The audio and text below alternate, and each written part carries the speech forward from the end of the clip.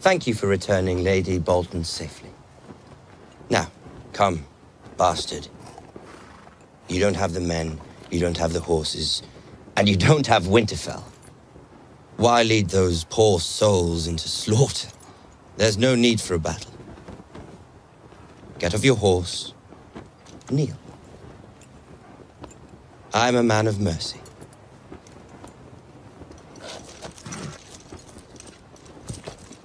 You're right. There's no need for a battle.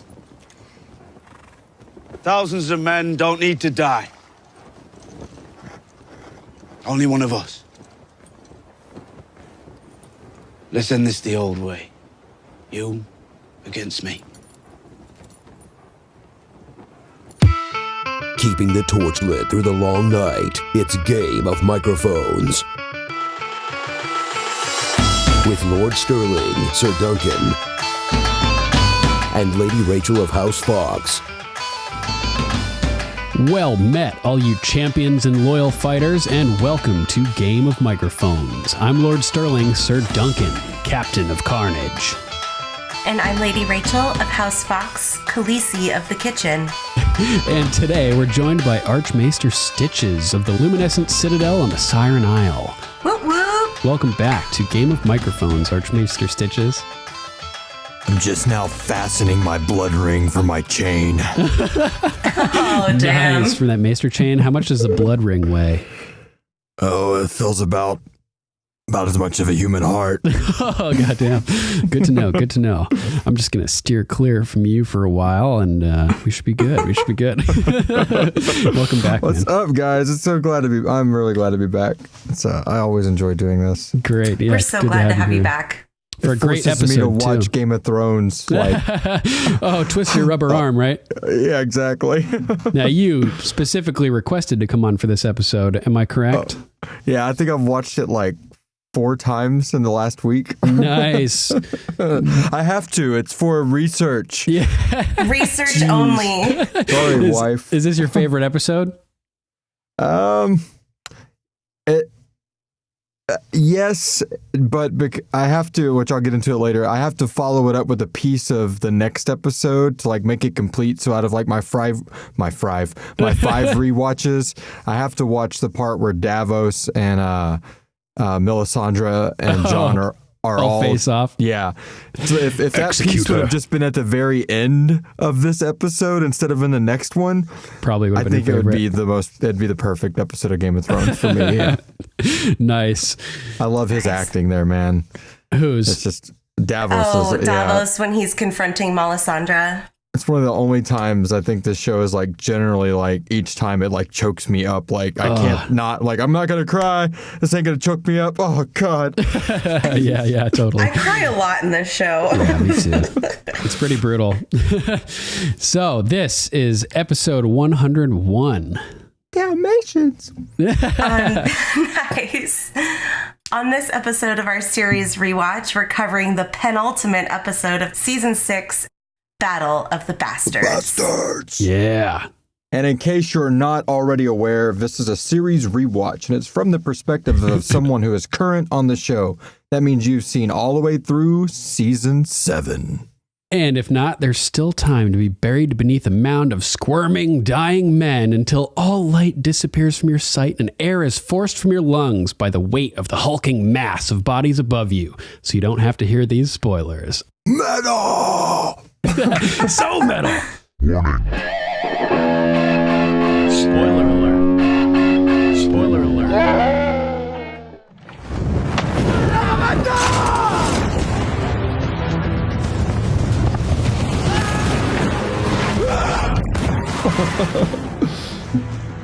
Oh my goodness.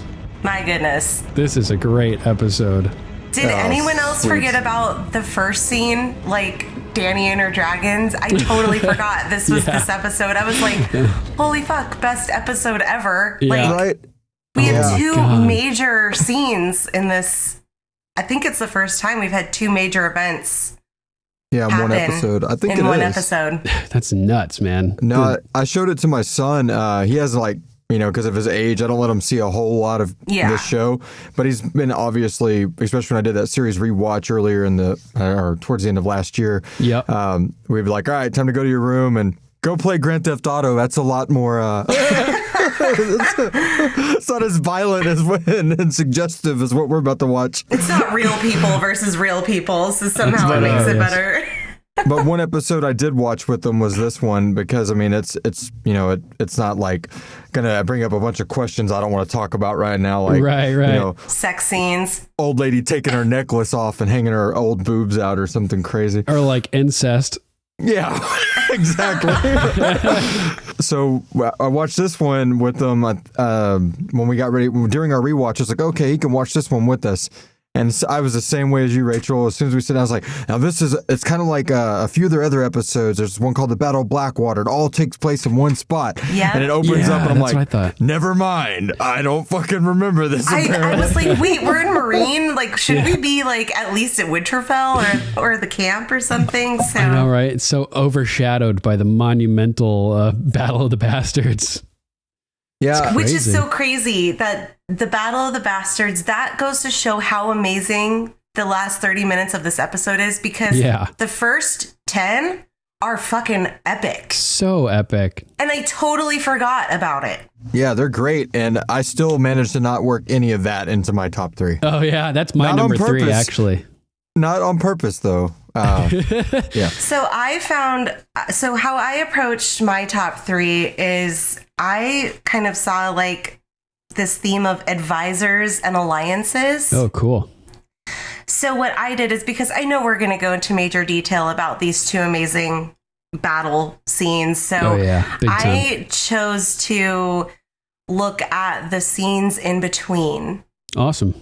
And pick up on, themes and conversations that propel the story forward, because I know we're going to spend so much time, and clearly these two scenes are probably some of my favorite in the whole series. So me too. I just kind of put that out of my mind and focused on the in-betweens. Cool.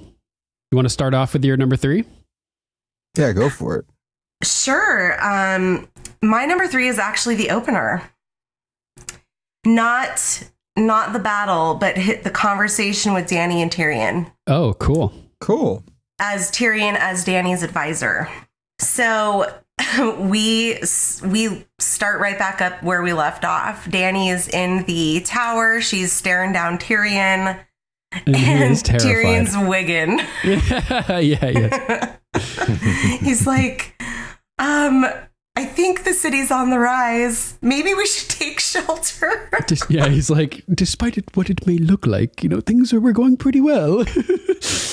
And it is kind of unfortunate here for Tyrion, because things were going well. She left Marine with it in complete civil war and chaos.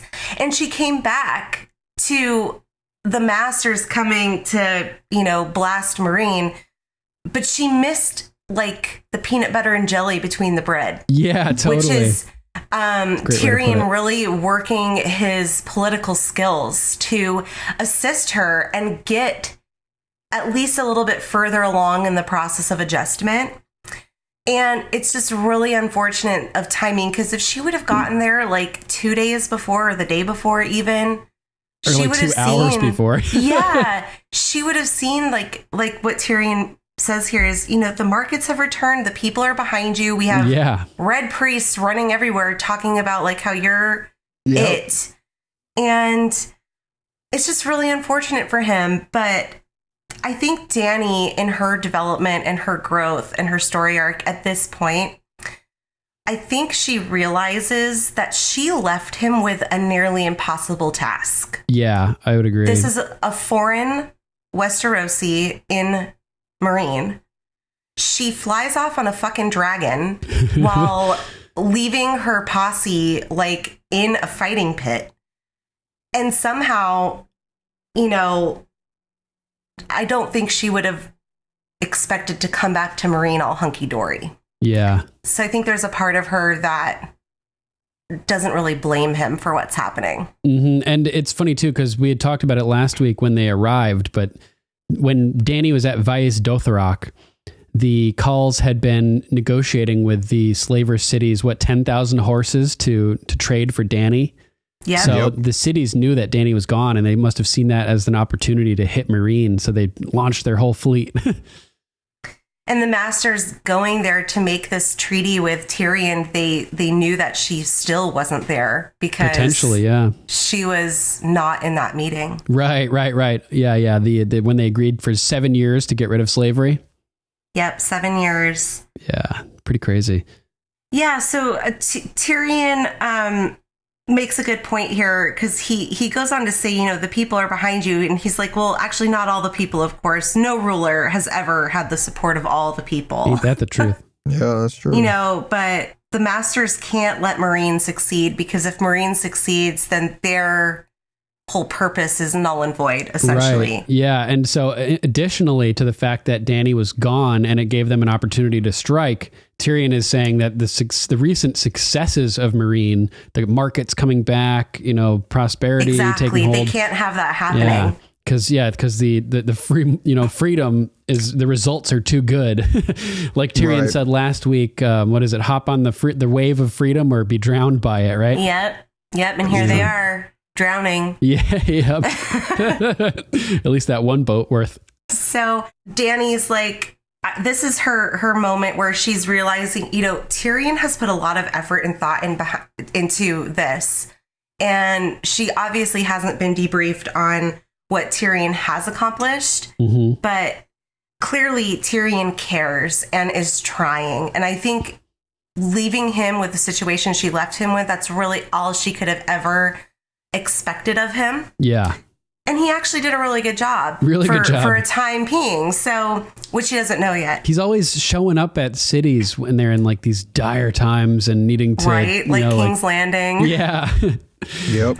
So funny. So she goes, good. Shall we begin? Yeah.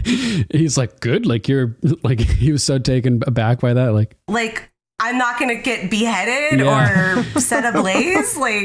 Okay. It was so funny. Right at the beginning of this scene, he was terrified. He was doubly terrified. One, he was scared of all the explosions. The things being launched from the catapults, like slamming into the pyramid and like shaking it. And then two, he's scared of Dany's reaction to the chaos. It was so funny, man. Exactly. He thought she was going to throw him in a cell or something. Fucking flip. And then he goes, do we have a plan? That was my plan. No, shall we begin? I bargained with, begin. Begin We're already what? in it, girl. And I love Dany here because this is her Targaryen coming out. Oh, coming out hard. They breathe fire with their words. Yeah.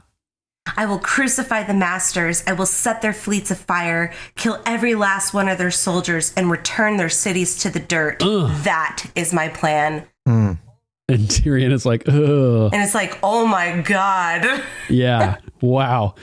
So intense. He's like, I don't know about that. And she seems kind of irritated here. She's like, you don't approve? What? Yeah. And he brings up the Mad King. You told me you knew who he was. That's a valid point. And I love a little bit more of a history lesson here because we get a little bit of it with Barristan, but this is the first time, if I'm not mistaken, in the show that the Watcher gets that the Lannister armies were at the gates when the Mad King got killed. We did learn that at the bathhouse scene, though, with Brienne. I didn't know that, when I first watched it, that really? had never occurred to me. Why, I knew that Jaime killed the Mad King, but I didn't know that the Lannisters were right outside King's Landing when that happened. Yeah, they were sacking the city. Yeah, so that was, when I was a first-time viewer, a revelation to me that, Tywin and his army was right outside the gates, which is why he was wigging out. Yeah, Tywin arrived as a friend, so the Mad King opened the gates, and then Tywin started ravaging and sacking the city with his army. So the Mad King was freaking out and was ready to just burn it all to the ground, basically thinking he was losing everything. And here's our hint too, because last episode, I think it was even the last scene was Qyburn telling Cersei that they found much, much more of what they've been looking for. And obviously that's the cachets of wildfire. So I thought it was interesting, Tyrion mentioning Aerys' plan to blow everything up is like, it's foreshadowing next episode and drawing a direct comparison between Cersei and the Mad King, alluding to Targaryen lineage potentially, you know? For sure. Yeah. Secret Targaryens. So, that's a good thought. You know, we get that story of him stashing it all, and he would have burned every one of his citizens, the loyal ones, the traitors. It didn't matter. Like, that's why Jaime killed him. That's why my brother killed your dad, essentially. Mm-hmm. Yeah, that's so nuts. She looks horrified. And she goes, that was like a totally different situation. He goes, you're talking about burning cities to the ground. How is that different? Like, think about it. Yeah, I liked how Tyrion was you know, blunt and true about that. He's like, it's not different. It's not, though. I mean, his point's valid. Oh, totally. One thing worth pointing out is in his little speech before that, talking about Aerys' plan, he specifically mentions the Sept of Baelor as a place that has wildfire underneath it. He's like the Red Keep, the guild halls, this under the Sept of Baelor, all the major thoroughfares. They basically set us up for it so much here. Foreshadowing. Yeah. She's lucky when she blew up the Sept of Baelor that she didn't start like a chain reaction. Yeah, seriously. Who knows? Yeah, that would have been nuts. That's true. Because if it's in thoroughfares and like underground, like that big explosion could have sent flaming debris to ignite other caches. To like other caches of wildfire. She could have blown up the entire fucking city without really knowing it. Yeah, that would have been hilariously insane. There's some under the Red Keep too, which I was thinking because it's a foreshadow of the Sept of Baelor blowing up. The Red Keep is also mentioned here. Yeah, that's true. Specifically, season 8, watch out. Yeah. I don't know what the guild halls are. Maybe that's a book reference. But Dany sits on the throne, and then Cersei like lights a match in the black cells or something, and boom. Or like the dragons are going at it, and they trigger it to blow up. Oh, by accident? Yeah. Yeah.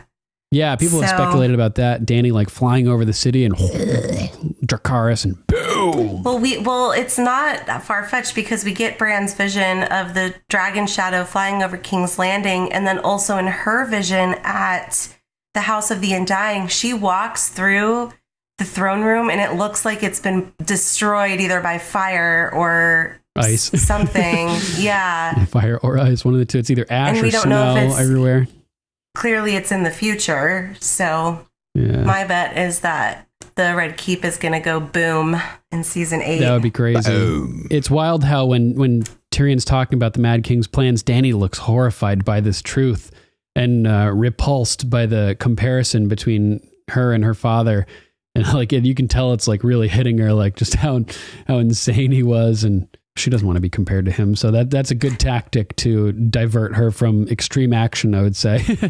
Well, he's the master tactician. Yeah. The Targaryens are extreme by nature, but she's not insane. Right. So she can reel it in. And this is why Tyrion is so good for her. Yeah, she can be tempered by reason. Totally. Yeah, I like Tyrion's line too. He's like, I'd like to suggest an alternate approach. So funny. So then the room explodes.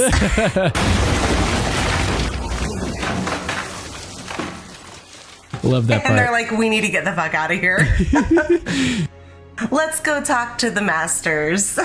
I loved this because, again, it shows Dany's growth as a ruler, as someone who is, listening to her counselors. Definitely. And growing as an individual, and Tyrion really stepping into the role as her advisor. Yeah, and doesn't she name him Hand next episode? Yes, she does. I think so, yeah. Yes. Awesome. He's her hand before they leave Meereen, and they leave Meereen next episode. She leaves Meereen next episode, you guys. I know, the Meereenese knot is finally untied. Finally. Pod figured it out. Pod figured it out, yeah. Nice. So, Johnny, what's your number 3? My number 3 takes us to another place, so I don't know if Duncan, didn't you say yours was in line with where we're at? Yeah, actually, that's kind of true. If you want to continue with me, we can do that. Yeah, why don't we do that? Oh, right. My number 3 is Terms of Surrender. Yes. Ooh. I just thought this scene was so funny, man. They're like sitting on this little, they're all gathered. It's Tyrion and Missandei and Grey Worm and Dany and some soldiers. And then these other masters from the slaver cities are there opposite with their men. And they're on this little plateau negotiating. And Razdal, one of them is like, you should have listened. We offered you peace and you could have left with a fleet of ships. But now you're going to walk on foot like a beggar back to Westeros. And Tyrion's like, we're here to discuss terms of surrender, not trade insults. And they hilariously think that he's referring to Dany's surrender. And yeah, it's so funny. And she's kind of just standing there silent. She's like, oh, no, you're mistaken. Well, at first she's just quiet and it sort of encourages the thought, so he continues on his rant about how Dany will leave and they'll sell the Unsullied or, all this type of stuff. And then we'll take the dragons from the crypt under the pyramid and they'll be slaughtered. How sad. Yeah. And I'm like, ooh, he mentions the dragons, foreshadowing their imminent escape, reminding us that they're there, for the casuals. And Daenerys steps in at this point. She's like, yeah, there must have been a miscommunication, a little game of telephone or something like that. We're here to discuss your surrender, not ours. And they kind of like laugh at it, right? And I'm just like, damn, that was like, she's so gangster and her eyes are like kind of squinting and she looks like super serious and badass. She looks all badass. Moment. Yeah, wicked badass. And Razdal is like, they think it's a joke. They're like, it's going to be difficult for you to adjust to your new reality, but get over it. Your reign is over. And and I'm like, dude, you just mentioned the dragons. Did you guys notice Drogon flying behind him? Yeah, right. That was awesome. I missed it this time, but I remember it from before. It's like your reign is over and it's like, there's a dragon right behind you, dude. Off in the distance. Yeah, so good. I don't think it's over, dude. Yeah, and I was like, in my head, I'm like, dude, you just mentioned the dragons under the dragon. Like, what do you think you're going to do? You think the dragons aren't going to do anything? And Dany's like, my reign has just begun. I'm like, yes, legendary. And then Drogon off in the distance. That sound. Yeah, and flies right over all of them and lands on this structure over the top of them. And all the slavers duck and start shouting in fear. And Drogon's standing up on that thing, looking down at everybody, and he roars. And drops down next to Dany, and his head like settles right next to her and kind of like curls over around her in like a protective way for a second before looking right back at the masters. And they're all just like, what the fuck? And then he like moves his wing down a little bit and Dany just climbs right up onto him and grabs on and they launch off. I love how he runs over the slaves. Oh yeah, just runs right through them. Just like pummels them over. He's like, peace like out. Bowling with Drogon. Yeah. Yeah. So he jumps and starts flying down and soars and dips through the air, and this beautiful music is playing as they're flying along and just soaring, and it always elicits like deep emotions. That's just really, really excellent music. It's like kind of a happy version of the dragon theme that we hear. Yes.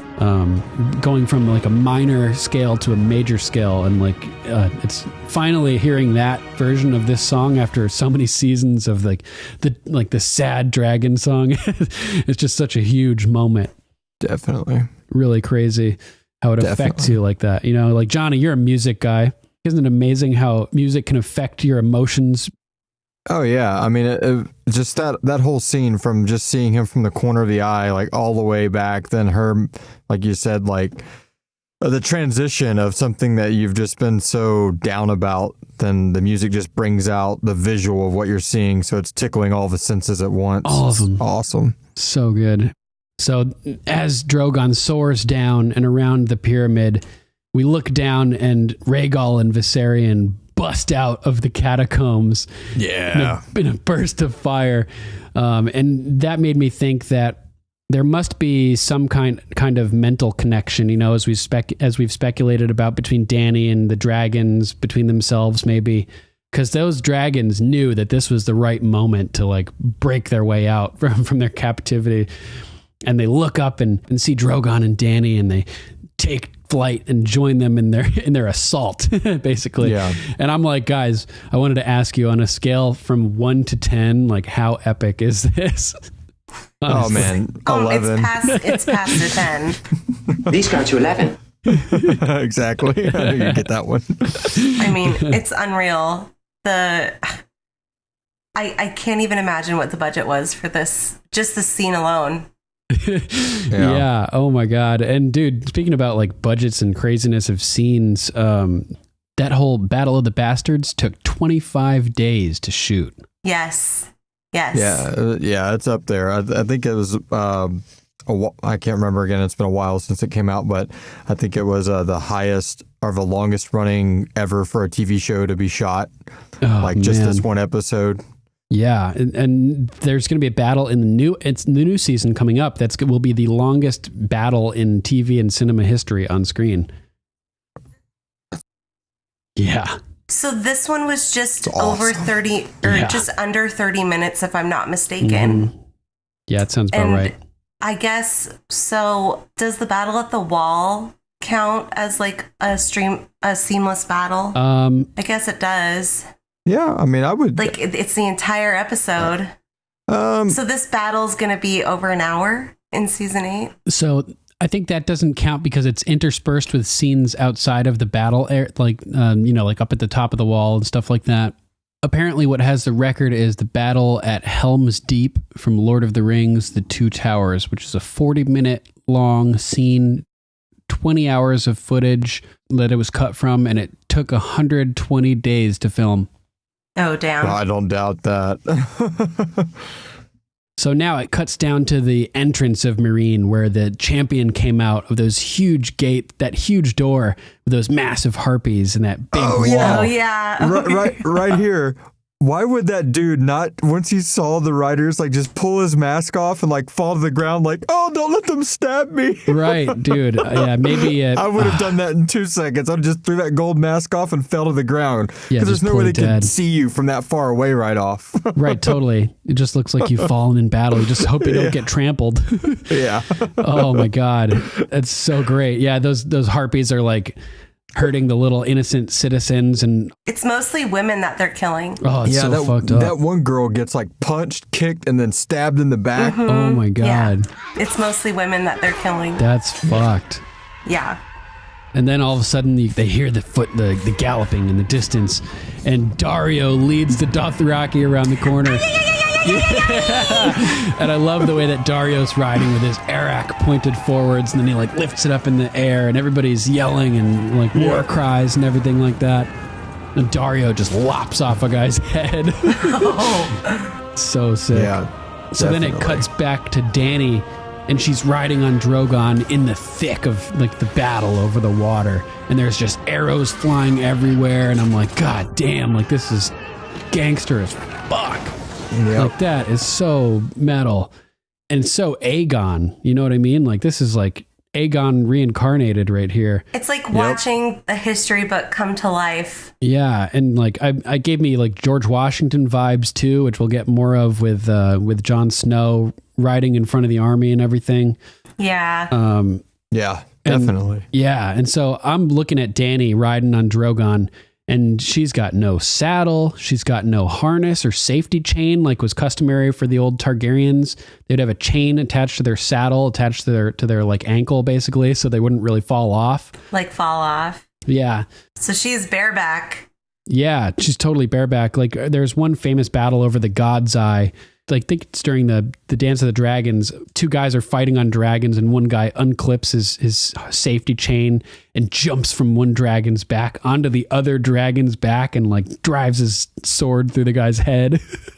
Oh wow. So that's sick. Epic. So epic, yeah. So she's got no saddle, no armor, no nothing. And I'm like, I do not like that. This is way too dangerous for our dragon queen to be out over the water in this battle. But it doesn't matter. Nothing bad happens.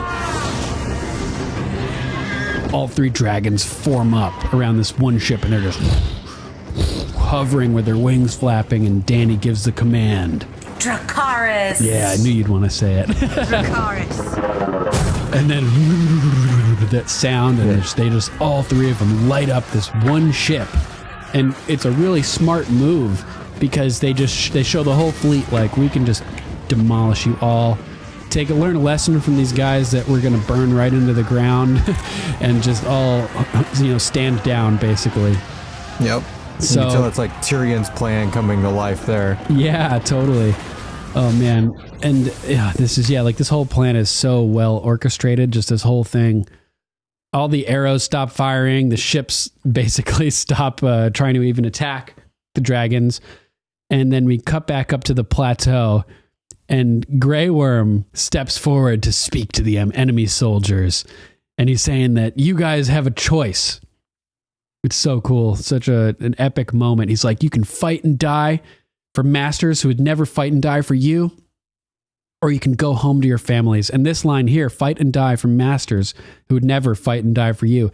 It's a direct foreshadow of what Jon says to Ramsay later in the episode, where he challenges him to single combat, right? I caught that too, yeah. Nice. I just realized it right now looking at the quote. He's like, well, why would your soldiers want to fight for you? And once they learn you wouldn't fight for them, And that's the sentiment Grey Worm is expressing here, and it works. The soldiers drop their swords, bail on the masters, and then it's just 3 masters and Dany's whole crew, and it is so funny. I thought it was awesome that Grey Worm got to do that. It was very symbolic, I felt, for him to stand up to the masters and free soldiers. Yes, free totally. slave soldiers himself. Great point. Yeah, perfect. A little bit of a redemption there for him, and a proud moment of how far he's come. Really proud moment. Yeah. And then speaking about how far people have come, Tyrion gets to face off with Yezin again a little bit. I like their banter. Yeah, it's pretty funny. So Tyrion's like, oh, he's watching everything happen. Everybody's watching all this unfold. That ship is just like ripped in half by the flames and is just being like pummeled into the ocean. And Tyrion's just like, oh, thank you for the Armada. For the Armada. Our queen does love ships. Yeah. So good. Laughing my ass off. And I love that she, like you said, Duncan, that she chooses just to do one ship because they're like, we're going to take all these. Like, why burn them all? Like, we can just take these from them and add to our, main cause, which is to go west. Yeah, do just a quick display of power, force them to surrender, and then boom, that whole Armada is ours, baby. Yep. So sick. So Tyrion's like, listen, we made a deal. You guys violated the terms of that. Even though Dany's pretty forgiving, this is not going to fly. This can't be forgiven. She insists that one of you need to die as punishment, Missandei says. And then Tyrion always has to, he's such a thinker, and abstract thought in general is what separates humans from, many animals and things like that. So he says, it always seems a bit abstract, doesn't it? Other people dying. Because finally they're faced with death themselves, and it's like hitting them, that the masters, as they start to argue about who should die, and 2 of them turn on the third, Yezin, and they're saying that Yezin should die, that he's lowborn, he doesn't speak for them. And I guess that's exactly what Dany wanted, was to weed out which one would be the least mastery of the masters, and let that one live. One that would submit. Yeah, so they push him forward, and he's like, no, fuck, please, no. And he's begging for his life, and he drops down on his knees, and Grey Worm comes up. And Johnny, you want to talk about this moment? Please. Oh, he freaking just slices both of their throats. This is perfect, man. Yeah. I like the way he holds his knife, too. Yeah, it's just nonchalant. Just flip. Yeah. He's super fast, too. And just walks off. Yeah, it's so funny. And those guys drop around Yezin, and Yezin is just like astonished by this. Oh, fuck. Yeah, no dialogue at all. Just bam. Yeah. His eyes close and he's kind of like almost praying to himself. You can kind of see his lips moving like he's saying a prayer. Yeah. Oh, man. Grey Worm with the fake out. Oh, so sick. And then Tyrion, man, such a G, walks up in like slow-mo and places his hand on Yezin's shoulder. Such a cool shot when he does that. They're there. Yeah. And I'm like, this is the guy, Yezin, Johnny, in case you don't remember, this is the guy who bought Tyrion and Jorah at that slave auction. That's right. This is that same guy. So he goes from purchasing this dwarf at an auction for like a gold piece or something. To kneeling to him. Yeah, to kneeling to him and like, you know, being totally bitch made by him, basically. Bitch made, motherfucker. Bitch made. Yeah. And it's so good at Tyrion. It sort of reminds me of something else. I can't remember what it is, but he's like, tell your people what happened here. Tell them you live by the grace of Daenerys Stormborn. And if anybody back home has any ideas about returning these slave cities to their former glory and ending the freedom that we're bringing to Slaver's Bay, remind them what happened when Daenerys Stormborn and her dragons came to Meereen. Yeah. So serious. So badass. So good. And then he just walks off casually too. Yeah. Cue the gangster glasses for Tyrion the here. blunt and the shades and the thug life hat. And and he just walks off. Think about the stuff you don't really see in that moment. That dude's kneeling there. Tyrion's talking to him. And you know that blood from his buddies is like soaking whatever the hell he's kneeling. I mean, yeah, because it's not like a quick conversation. He gives him a couple of lines of dialogue, and it's been a minute since Grey Worm walked away. So, I mean, I was sitting there thinking that probably on the fourth watch, like, yeah, I bet you all that he's blood's like blood, like all over him down there. Yeah, yeah, and. They all walk away and he's just left there like thinking to himself, and it's just kind of a cool cinematographic moment, like a nicely framed moment of him just sitting there in contemplation and like being thankful for his life and coming to terms with the situation. Yeah. It's just kind of cool. He's really happy to be alive. It's not even worth fighting anymore. Yeah. He like kind of closes his eyes and leans his head back and he's just like, oh, thank God. Like, it's so funny. And that wraps up my number 3. That wraps up the Marine stuff. Is there anything else you guys want to add about all that epic Marine action? Well, it wraps up, I guess, the first part because we come back later. Oh, right. Yeah. Good point. But yeah, definitely the intro was just... And I think it caught everybody off guard because it was, I think, all the promo stuff that you see for the Battle of the Bastards. Just all battle stuff? It was all up north. All of it was up north. And especially the name alone is going to mislead you. So that was like a really cool surprise for all the fans. Yes. Good point to bring up. I did not remember that this, I mean, I remembered the scene, obviously, like how can you forget this moment, but it never sticks to me that it's a battle. It's in Battle of the Bastards. I always think it's in something else. Well, it's really smart though, considering the massive event that opens up the next episode. That would have been a lot to cram into the finale. Oh yeah. Oh my God. So it really did work out. I would have thought maybe they could have put this scene last episode and broken it up a little bit. Yeah, I could see that. Because in a way, I feel like it does it disservice because Battle of the Bastards is just so epic. It's unfortunate that there's probably other viewers out there that forget, like when you turn off the TV, that Dany was getting an armada from the slavers and her dragons are just fucking shit up. And it was amazing. That's true. But on the other hand, combining both of these epic things in one episode. One of the best episodes ever. Makes it like absurdly epic. Especially since these two epic individuals are going to get together later. Yeah. Oh, that's a great point too. Seeing them each have like a massive victory in one episode, sort of paralleling each other's stories. And they were like bookends. Yep. Dany was at the beginning and Jon's was at the end. Yeah. And then Jon later has his Misa moment. Right. Yes, I have that in my notes too. Yeah. Perfect parallel. He was probably like, I'll scream for my mother if I knew who she was. Oh my God. Dad never told me. That's so funny. It's my aunt. So let's move on to Johnny. What's your number 3, brother? All right, so my number 3 is a nice little saying. It is, besides the Miranda poo, there is now some Ramsey too. Oh, damn. Day 2 in Winterfell after the victory. Now people can step in Miranda or Ramsey. Yeah, exactly. So, and I thought, really what that leads to in my number 3 is the fact that, what the stepmother and the baby went through, what that first girl on the hunt went through, and what Miranda herself went through. So, like, all these people that have met the digestive tract of these animals, now their master joins the fold. So yeah, that's so nuts, man. Yeah, I just thought that alone. I originally, as my number 3, I was like, I'll just put this in my notes. I'm like, no, this is just too epic. It's the scene alone.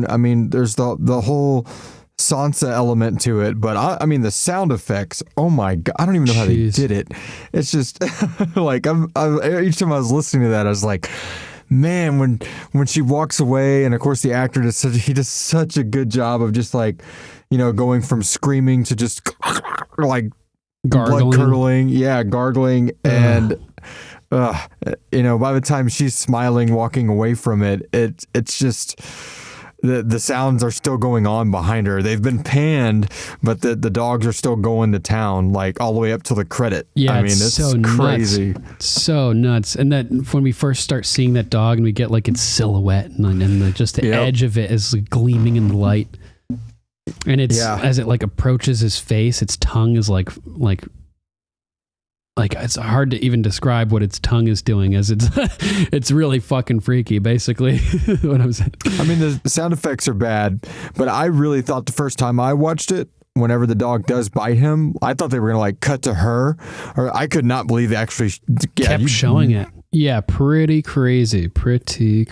So me and my wife are having a debate on this. It connects to this. So Sansa says, you said it yourself, they haven't eaten in 7 days, but she rides off when that happens, or before he says that. I have this in my notes too.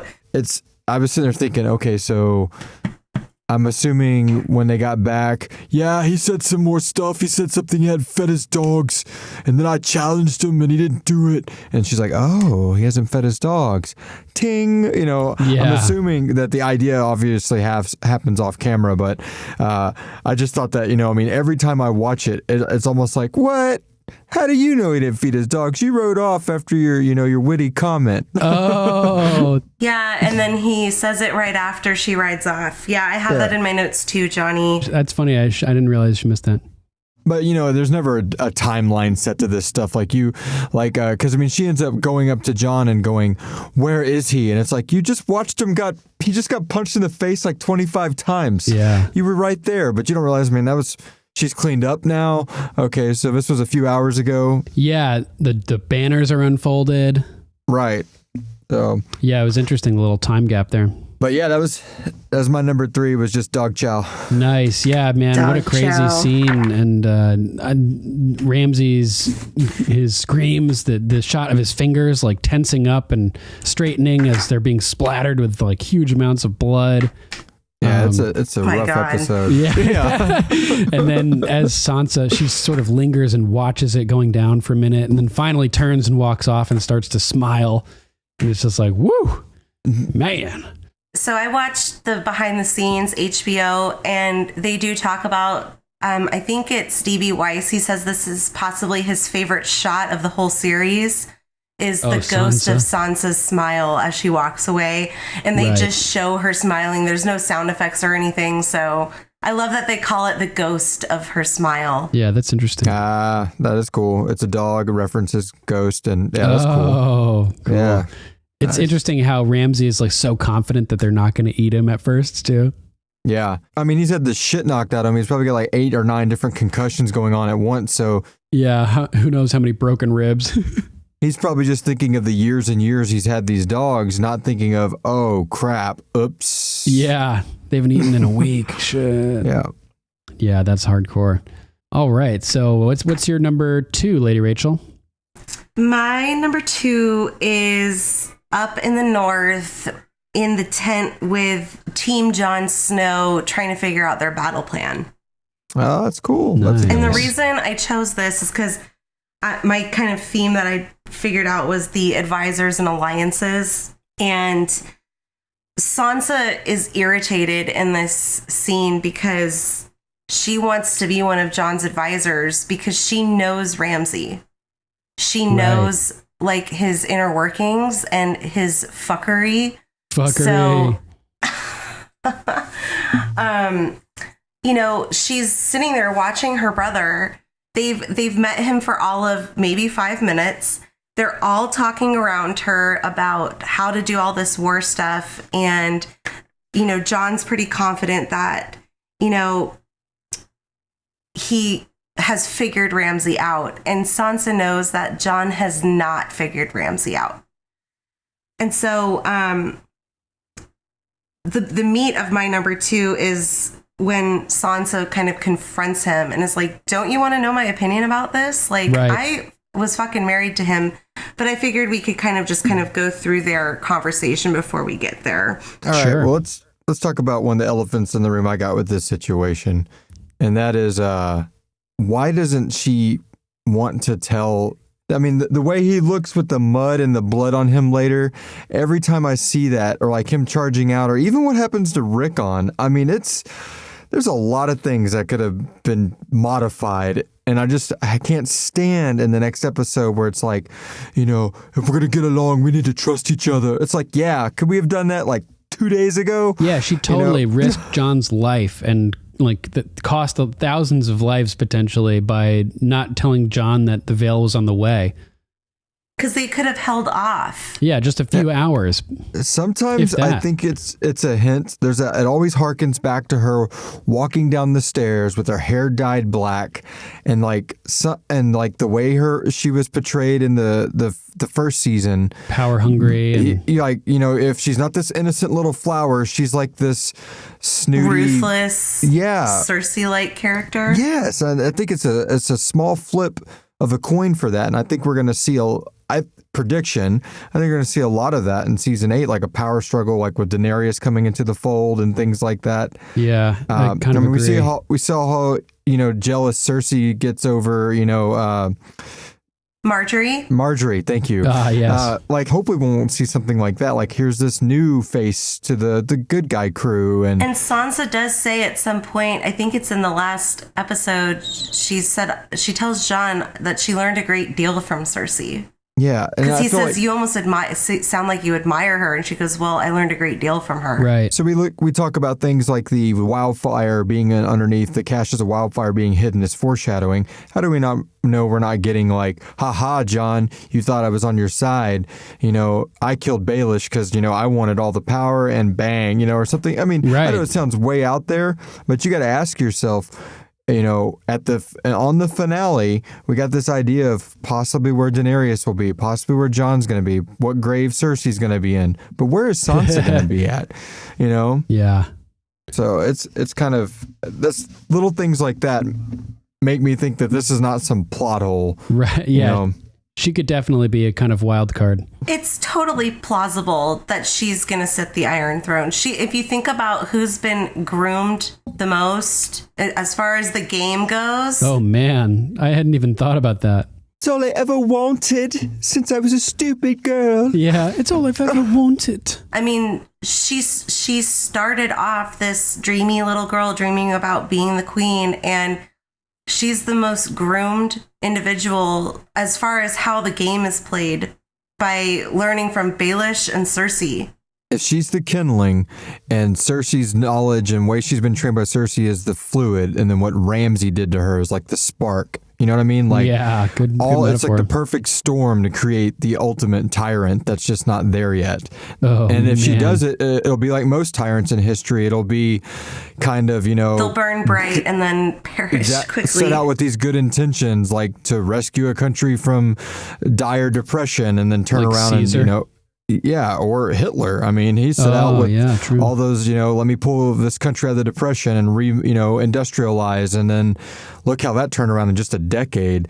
I'm not saying that obviously Sansa's Hitler, because that's really extreme, but it's Westeros. I mean, you never know, like, on a dime how it could turn. Yeah, such a good point. You know, that kind of thing. Like, something could happen with the battle with the Whites that she just doesn't agree and thinks there's no way these two can rule. I need to stop this or something. Mm-hmm. But little things like this little battle, you know, where she's getting jealous that she's not being involved and things like that. And I'm not saying Jon's wrong. I really think he should have heeded her counsel a lot more. But at the same time, I feel like if she would have came to the table with, here's some knowledge, you know, here's something that might be able to help us and help your plans. You need to take me more serious. Look at what I have to offer. I think she was waiting. I think the only aside from maybe her hesitations about Jon, you know, and the little whisper that Littlefinger put in her ear, which I'm not sure hold as much weight anymore as they once did, like with the whole Brienne situation, because she learned from that. Right. But, you know, the doubt could be there. But I think she was waiting to tell him because she was waiting for him to ask for, like, well, what do you think we should do? And then she could tell them about Ramsay and she can say, I also have the veil coming. But there's a thing also, like, if she's, you know, the lady of, you know, Lady Stark and shit like that, why is she waiting for anybody to ask her anything? They're having the meeting right there. She's in the room. Everybody's discussing tactics. Just fucking say something. Don't wait silently and then whine that you didn't get to input. Like, you should have just fucking because that's input. Sansa. She's staying kind of true to character there, I think. Well, and then the other darker underlining of all of this comes from the Lady of Winterfell, Catelyn. I mean, if Sansa was 14 or whatever the last time she saw her mom, or 13, whatever age she was supposed to be in season 1. Mm-hmm. Think about it. So that's 13 years-ish that she was told that this boy is only your brother by blood, not by name. He's worthless. He's stupid. He's, you know, and it don't matter how sweet he's been. Look, he, you know, look how much he cares for, you know, tomboy Arya. I mean, how much did he really, I mean, we know that they didn't get along that great. Right. They say it later. Back to old bickering, kind of. You got your mother, whom you know, hold in high regard, probably the whole childhood berating and belittling this little boy. Right. You know? Yeah, she's got to have she's got a brainwashed negative opinion of Jon. It's like they've forgiven, but they haven't forgotten. You know, it's like natural tendencies. Right. This is probably the first time she's ever seen Jon as a person. It's probably like right now. Like, yeah, maybe. Oh, wow. You know, he's not just a swordsman in the yard out there in the atrium area. He's actually, you know, oh my God, he's a living embodiment of like our father at that point. It just bothers me too, because finally when she goes like, don't you want to know what I think? He's going to trick you. He's just don't do what he wants you to do. And he's like, what do you want me to do? And she goes, I don't know. And it's like, why don't you tell him that the veil is on the way? Yeah. Well, oh my God, just wait a couple hours. I mean, she might not even know like they're going to be there. Just say at least, hey, I wrote and this could happen. Let's wait a little longer. Can we just like sit tight? Right. She could be like, well, this guy, you know, has previously offered me his whole army and I told him to fuck off because we had yours. But because he sold me to the Boltons. Yeah. I sent him an email, Raven, to ask if we could borrow that army again. And he's probably going to say, yeah. So let's just hold off like a day or so. Yeah, exactly. Because he loves me, you know, and I have him under my thumb. Mm-hmm. I know where his Achilles heel is. I mean, and she has the perfect opportunity to say it when she's like, you know, like they're going to kill Rickon anyway. I mean, that'd be the perfect time to say it doesn't matter. Let's just wait. I mean, that kind of thing. Like she's already making that point with no justification. She might as well make that point that he's not going to listen to anyway, you know, but at least have some kind of just cause behind it. That way, when he does charge out there, it's off of her. He's like, well, I told him, you know, but he's still, you know, going out there because he loves our brother. Great. Right. But if we would have just waited, it's not like I didn't tell him, but she can't say any of that because she didn't. And then that freaking look on her face when she's by him later on, like right next to Baelish, it's just like, oh, you really? I mean, I know you're proud that the veil showed up and that y'all are winning, but there's just like a piece of like satisfaction, like I did this. And then next episode, I think, or maybe, yeah, I think it's next episode. He says, you know, because of what you did, you know, you brought the night to the veil. You know, it's like just feeding it. Yeah, she's totally set herself up to be a hero here, but like put Jon's life at risk by the way she did it and everybody's life, you know. Yeah, it's pretty crazy. But yeah, she does have a good point. Like she would have had valuable insight for him.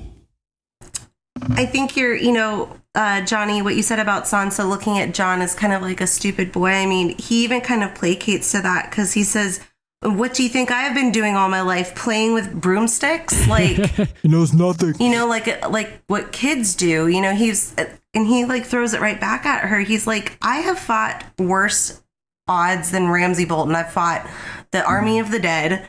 I've fought Thens who fucking eat people. Like, Ramsay Bolton's a bitch." Yeah. Not necessarily the best wording, though, considering what she had to deal with living with Ramsay. Exactly. The way he's like, worse, I've fought things that are worse than Ramsay Bolton. I've defended the wall from worse than Ramsay Bolton. It's sort of just insensitive and just kind of downplaying the seriousness of the plight that Sansa went through at Ramsay Bolton's hands.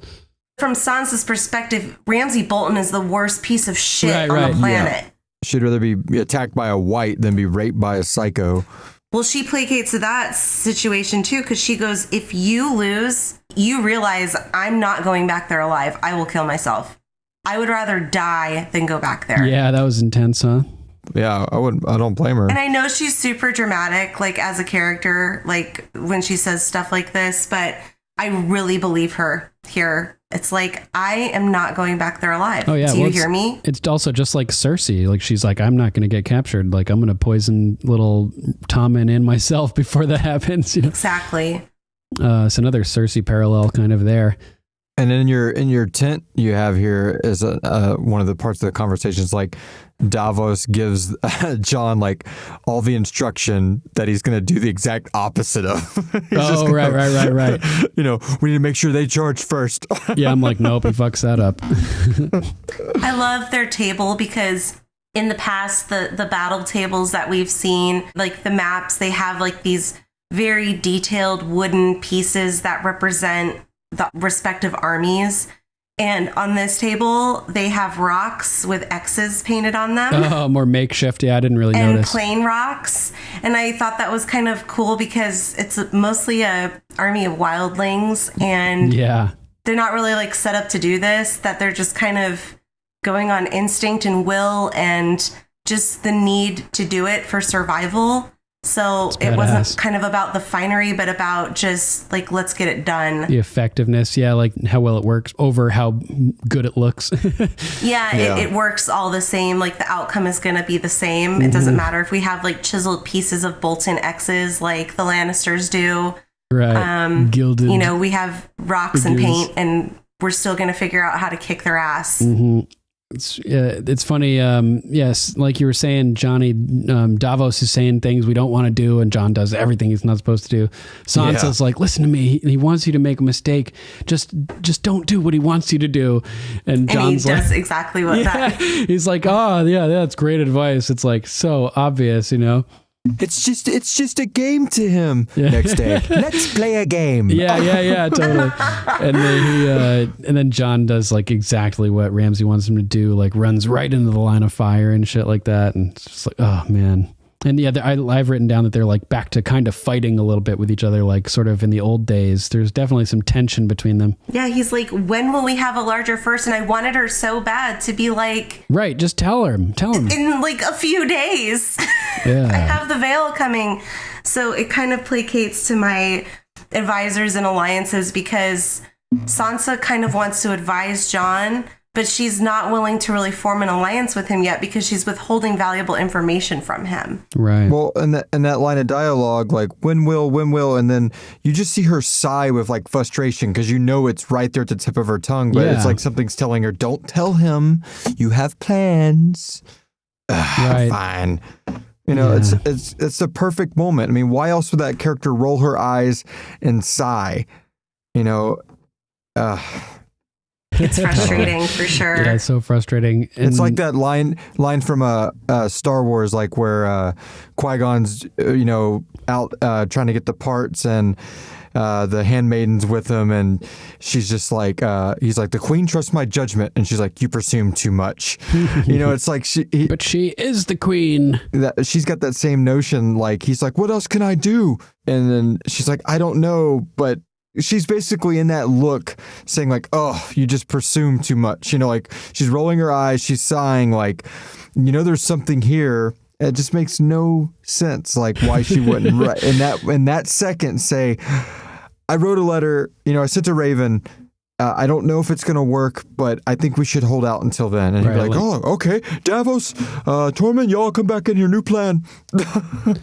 Yeah, she basically says like, wait, not to attack until we have a larger force, you know, and she's basically saying we're going to have a larger force, but she's not telling him that there's soldiers coming, you know? Yeah. Yeah. He's like, what the fuck are you talking about? Larger force? Like nobody's willing to fight. And it's just so annoying. He's like, we just went on like the 7-month expedition that happened in one episode. Yeah. That's the other thing too, is they're camped out where Stannis was camped out. At that point, we know winter was getting like intense. Horses were dying. The troops were like faltering. How is Jon's army like just so okay? You know, I think like, what happened to the they're winter? Provisioned. They weren't. They're all wildlings. Yeah, they know how to like. They're moving with stuff because the wildlings came with some stuff, I believe, and they've been there for some time. Yeah. So I don't know. It's all the wildlings know. And then there's only 60 something from Bear Island, and then 62 more. But months? like all the snow is gone from around Winterfell too. Like just a few episodes ago, Sansa and Theon jumped from the 100-foot walls of Winterfell with the promise that they would land in a big pile of snow, and there's just nothing. Like, that's because Shireen's death burned it all away. Oh, right. Yeah, things were warming. Right, we saw the icicles melting. Good point. We saw the icicles melting. I do remember that now. There's an interesting line here after Sansa says she's going to kill herself before going back into Ramsay's custody. Jon's like, I won't let him touch you again. You know, I'll protect you. I promise. And she's no one can protect me. I got this in my notes too. Yeah, no one can protect me. No one can protect anyone. Protect anyone. Just say it in a different voice. No one can protect anyone. Yeah, exactly. And I'm like, wait, no one? I'm like, a girl is no one. Yep. And if a girl is no one and no one can protect Sansa, that means a girl can protect Sansa and a girl can protect anyone. Everybody, yeah. That's what I said right after that line hit when my wife and I were watching. I said, who is a girl? Yeah. And she's like, really? It's like, I don't think that's what they're getting at. I'm like, I don't know. No one does kill Littlefinger for her next year, next season. Like that's true. Yeah. Protecting her. Yeah, exactly. So that's kind of funny, little illusion there. So Arya can protect anyone. Yeah. Yep. And then so she like kind of walks out and Jon's like stressed out as ever. Like, oh. He's like, God damn. Yeah. My sister's crazy. Yup. The one other thing I want to add is it bugs me that she's getting mad at him about his plan, but she doesn't offer up a solution. I mean, like any other solution. She's just like, I don't know what to do. Yeah, it's like, well, then shut up. It's like him and Sam after the battle at Castle Black, too. He's going north to go meet with Mance, and Sam's like, this isn't a good idea. And he's like, well, what's your idea? Yeah, what's your plan? Yeah, this is your solution. Breakfast. Oh, I don't know. I just have the veil like on my side. Right. Anything else you want to add about that for your number 2? The only other thing I wanted to add was right at the beginning. We kind of skipped down to the meat and potatoes, but I love Tormund in this scene too. Oh yeah, this is my number 2. The pincer move. Oh, it is? Then why don't you talk about it, Duncan? Why don't you take it away? So yeah, my number 2 is confused Tormund, and there's a couple points in this episode where we get confused Tormund. The first is at the strategy meeting where they're talking about how they're going to handle Ramsay and what the plan is, and Tormund is worried about the cavalry because Stannis rode through them like nothing. Like he says that they cut through us like piss through snow. Piss through snow. Great metaphor. And so Jon's like, don't worry, we're digging trenches so they won't be able to hit us in a double envelopment again. And Tormund's like, just staring at him blankly. And Jon changes his terminology, a pincer move. And Tormund's like, again, just still staring at him blankly. Hilarious look on his face. Like a Beavis and Butthead moment. Yeah, total Beavis and Butthead moment. And yeah, and Jon like kind of looks at Davos like, really? Like, he doesn't get this. Like, They won't be able to hit us from the sides. And then he's like, yeah, like you said, Rachel, he won't be able to hit us from the sides. And Tormund's like, good. That's a good thing. You're speaking my language now. Speaking my language, yeah. So there's that first scene of confusion with Tormund, which is hilarious. And then the second time he's confused with Davos. And they're walking along at the Stark encampment, doing their thing and kind of talking. This is my number 2. Oh, this is? Oh, nice. Yeah. Cool. All right, you talk about it then. Well, I mean, just the dialogue back and forth between Davos and Tormund with the happy shitting and things like that. So it just leads to it. But you can continue. I'll just talk about the confusion and you can from there. So they're talking about, first of all, it's kind of cool seeing Davos and Tormund together. These are like two really good characters that everybody loves that we never kind of would have expected would ever be in the same place a couple seasons ago. Really witty, intellectual characters. Like Tormund obviously doesn't know technical terminology as we know, but he's a thinker, he's like an honorable dude and everything like that. So just cool seeing this team up. So you got the brawn and the brains here. Yeah, totally. Yeah, totally. Great combo. So Davos is asking him if he thinks there's any chance to win, basically. And Tormund is saying that none of us have ever seen any of us fight. So who knows? Yeah, there's hope, but who knows, basically. So they're talking about various kings that they've served, and Davos is talking about Stannis, and he's like, well, it wasn't the Boltons that defeated Stannis. It was Stannis himself. I love the man. He lifted me up and made me something, but he had demons in his skull whispering foul things. And Tormund is like, you saw these demons? And Davos is kind of like, just like, what? Which is kind of funny because Davos did see a demon. Oh, that's so funny. Maybe that's why he had that reaction, he continues on like, no, it's just a manner of speaking, not actual demons. But you're right. There was a shadow demon and he saw it. Yeah, I expected Tormund to be like, oh, I've seen a bunch of demons. There was this one time, he started busting out, with his stories, like how he fucked a bear and shit. A demon bear that he fucked. yeah, there you go. And so Davos is like, no, it's a manner of speaking, not actual demons. And Tormund gets to go on about Mance a little bit, and I love it. He's like, well, you loved that cunt Stannis, and I loved the man he burned.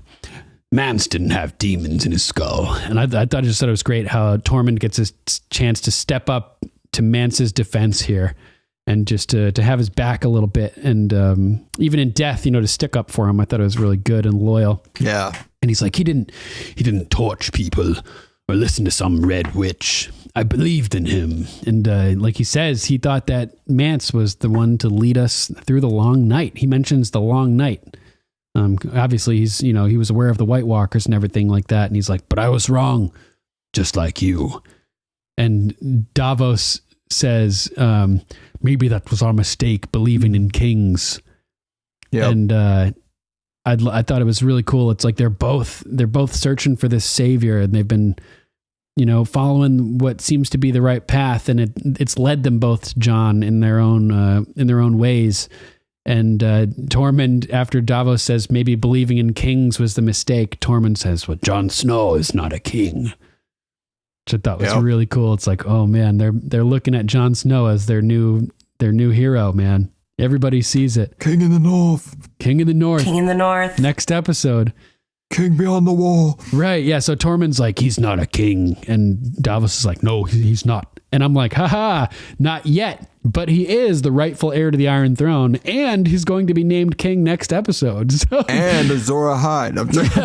Yeah, the prince that was promised, Azor Ahai. All of it. Titles. So, titles. Yeah, so you want to go on about the rest of their conversation, Johnny? Yeah, so I thought it was funny. So my number 2 is Davos and Tormund, their talk, and how the scene has a ton of humor mixed in with it. Like, I need a good drink to help me sleep the night before I fight. Yeah. You want some? I have a jug of sour goat's milk, stronger than any of that grape water you Southerners are sucking on. So funny. I think that's what Mance gave Jon in the tent that made Jon cough. The sour goat's milk, because it was white.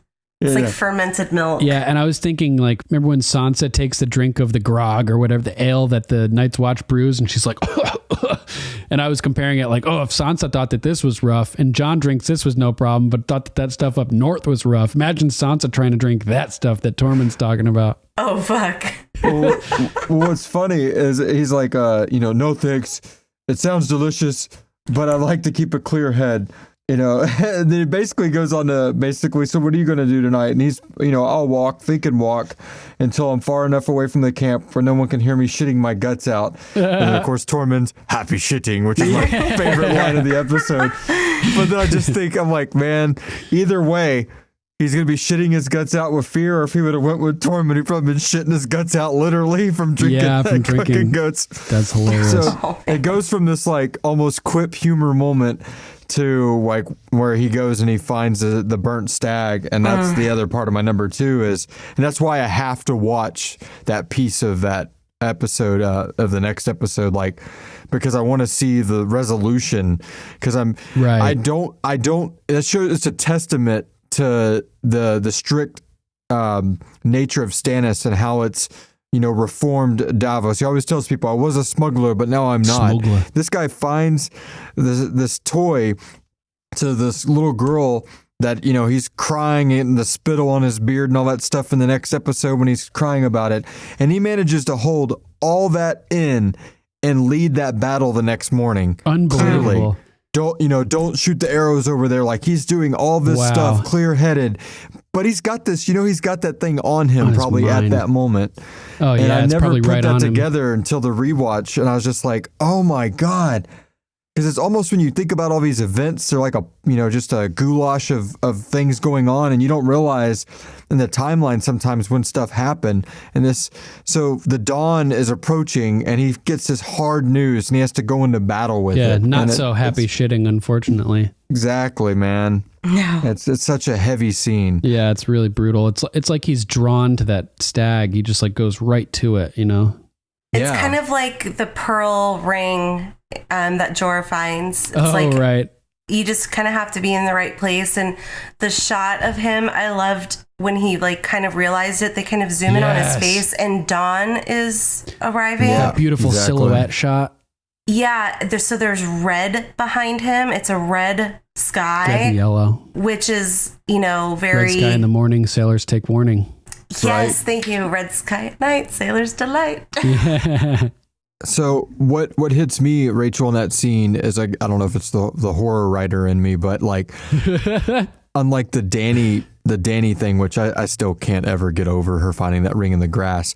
I almost like Duncan was saying, something's pulling her to it. It's like, if you could just look through like the ether, I feel like you'd see like the ghost of Shireen like leading him there. Yeah. Oh my God, yeah. Like almost like walking him to that spot, and he just doesn't know why. Taking him by the hand almost. Right. Leading him right to it. Yeah, that's like what I envision, is just like this ethereal spirit like over this thing, like, give me justice, that kind of thing. It's such a powerful image. Wow. And not only that, the red sky behind it, like she was burned alive, so it's like red representing fire. Mm-hmm. Yeah, hinting towards the red woman. And the red woman, yeah, exactly. It's such a beautiful moment. And he's casted into darkness, like since the camera is on the opposite side as the light, the light from the morning is making him appear shadowing black in silhouette, face. and it's like that's like the effect of the burning of Shireen has thrust him into darkness. So that it's like symbolically shown by that silhouetted shot backlit with the red. So in this moment, hopefully this won't spoil. I don't think this is anybody's number 1. It might be, but I know it'll probably be in our notes. But there's a part in this episode about "Don't bring me back," right? And then John says, what kind of God would do that? And that again, it harkens back to what I said. What makes this episode perfect is if you go back, or you go forward to that next season where that's brought up again, like, how good is this red god, a god that burns little girls alive, right. And John says to the red woman in this episode, what kind of god would, like, what, he's just got this disgusted look on his face, like, yeah, and she's like, the God we have, basically. The one we've got. Yeah. And he's just got this like, ugh, fuck that face. Like, I'm out. Yeah, it's pretty funny. So it really leaves it ambiguous. You know, we always like seem to go back and forth on over the nature of the red god, you know, the good versus the bad. Like, is Dany raging the war for the red god against these whites? Is that really the good god where they're fighting for, that kind of thing? Like, is R'hllor like a good god? I mean, look at, you know, what his disciples did to that church. I mean, I realize the other R'hllor disciples, you know, hung them and all that, you know, but it's just that God is constantly like doing rough shit, dark shit. Yeah, or really, really good stuff like helping bring Jon back. Maybe true. But, maybe. Yeah. Yeah. Exactly. Yeah. Who knows? Interesting. I do love that scene with Jon and Melisandre. She really stands up to him. She's like, "I am not your servant. I serve the Lord of Light." And he's like, "Girl, you're in my camp. I'm the commander." And she's like, "No, it doesn't work that way. Like, I can't advise you. This is a part of my advisors. You know, I can't advise you in battle. I don't know how. You know, like, all I do is try to interpret what the Lord of Light is. As well as I can, she says. As well as I can. And that shows how traumatized she is from her massive fuck-ups with their interpretations regarding Stannis. Yeah, she's earned it. And she says, like, you know, if the Lord of Light didn't want me to bring you back, how did I bring you back? I have no power, only what he gives me. And he gave me you. And that's when Jon asks, like, what? Well, why? And she's like, I have no idea, but you're here for a reason. So while we're talking about Melisandre, side tangent. Sure. I really want to see her die in Westeros like she's prophesized to do. Yeah. Like, I do not want to see this woman survive this series after what she did to Shireen. She can't. We'll see her die. And all those people on the beach at the very beginning, you know, like Axel Florent and whatnot. I think she's going to sacrifice herself to save someone. I hope not. I don't want to see a redemption arc for her. I just, ugh. Maybe she'll burn somehow. Yeah. I don't know. Maybe she'll burn herself. I'd like to see her get her up and come in. It's like one of the dragons just like torture her or something like that. Yeah. That'd be like her fire god destroys her. Damn. Yeah, that'd be pretty funny. But yeah, she tells him, like, I don't know, maybe he only brought you back for a small part of this plan and nothing else. Maybe he just brought you back here to die. And I thought this was interesting because she's being more realistic. She's not claiming to have all the answers anymore. She already told Davos that she thinks Jon is the prince that was promised. So now she's downplaying that belief to him here. So maybe she learned from the experience with Stannis that it's not good to like pump somebody with like, you're the promised, you're the chosen one. It's too much pressure. Like Anakin Skywalker, you know, like it'll like, it's inflates your ego and gives you like could make you think that your decisions and authority are infallible and stop you from questioning your own actions and judging morality. Better to keep him humble and be like, maybe your part's small, just work hard and try your best and be a good person, you know?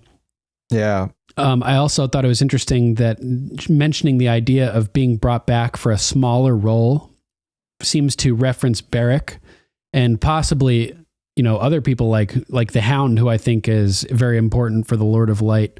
They've been connected since they met face to face when he was burned by Gregor as a child and had his face pressed into the fire. So now he's finally, you know, acknowledging him.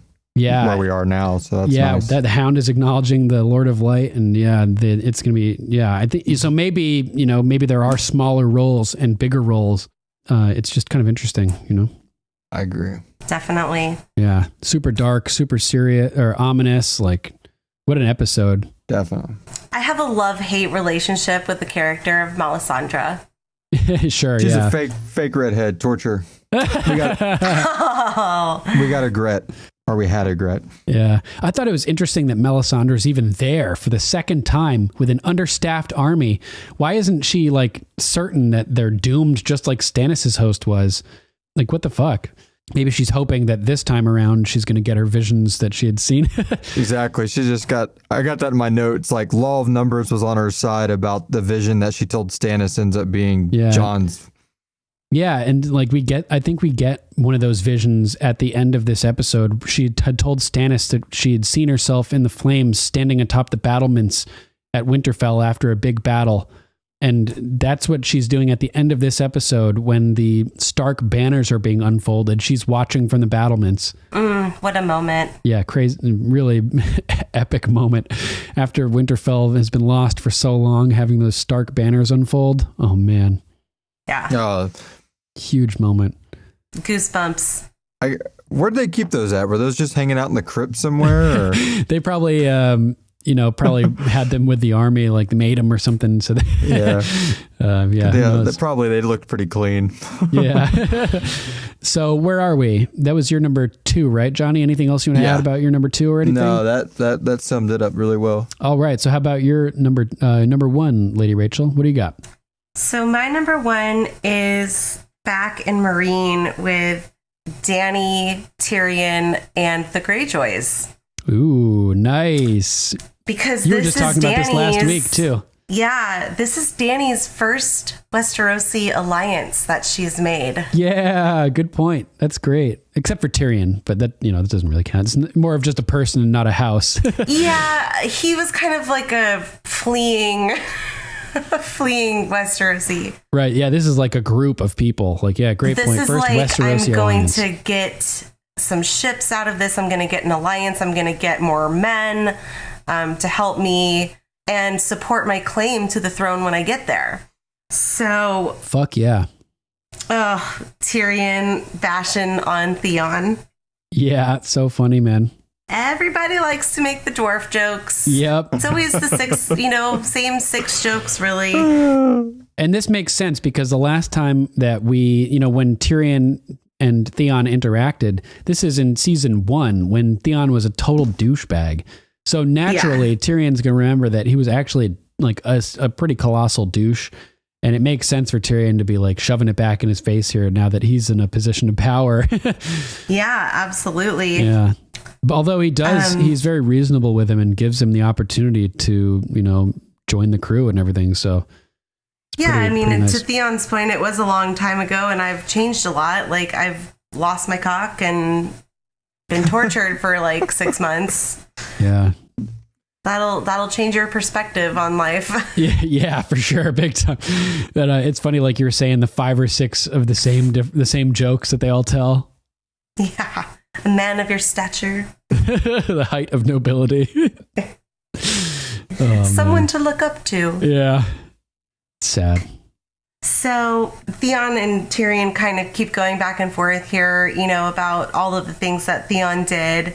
Murdering the Stark boys, and he admitted, I didn't murder the Stark boys, but I did things that were just as bad. Yeah, it's so awesome on that too, how they don't just like repeat a bunch of like drooling exposition that we already know. Yeah, like they did that was some intelligent writing right there. Like yeah, the really way, good. Because the line he says instead, what you're about to lead into, the is just as bad. Killing farm boys is the same as killing Bran. Totally.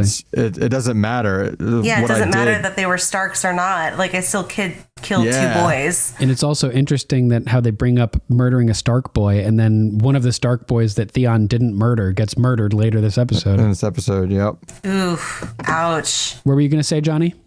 But well, that was pretty much just at the point was like how the writers put this conversation together where they can convey the growth of Theon, like him growing as a character, and learning, becoming something more than Reek, more than original Theon, like this new Theon. Yep. And it's just really well done without them going. I mean, I thought when I first saw this scene, like, here we go. Actually, I didn't kill the Stark boys. I killed these farm boys. Like he was just going to explain it to Tyrion like it matters, like to the audience kind of thing. Because a lot of TV shows, Walking Dead, do that kind of stuff all the time. And it gets so annoying. It's like, we know what happened.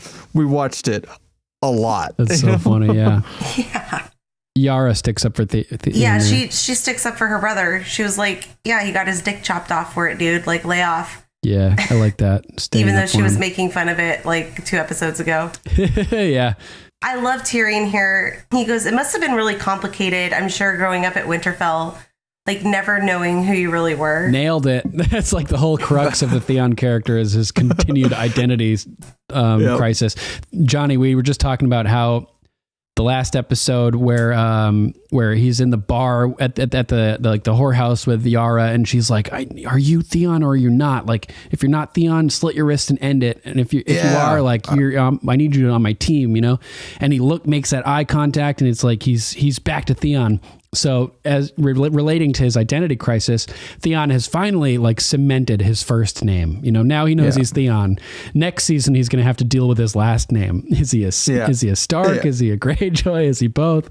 Just kind of funny. Well, he gets to be Reek again for a few moments next season. Does he? When he jumps off the boat. When he jumps in the water. Right. Like Jack Sparrow. It's just a little hiccup. Johnny. Sometimes, you know, that PTSD, it'll get you. What does he say? This is the day you'll remember as the day that Jack Sparrow escaped. I mean, Theon Greyjoy. Yeah, exactly. Classic. Yep. So Dany's like, so you're here. You brought us 100 ships. That's sick. That's awesome. You know, you have a fleet with men to sail them. So what do you want in return? She's like, what do you want me to support your claim, Theon? She looks at Theon and he's like, girl, I'm not fit to rule. I'm crazy. Tyrion's like, we can at least agree upon that. Yeah.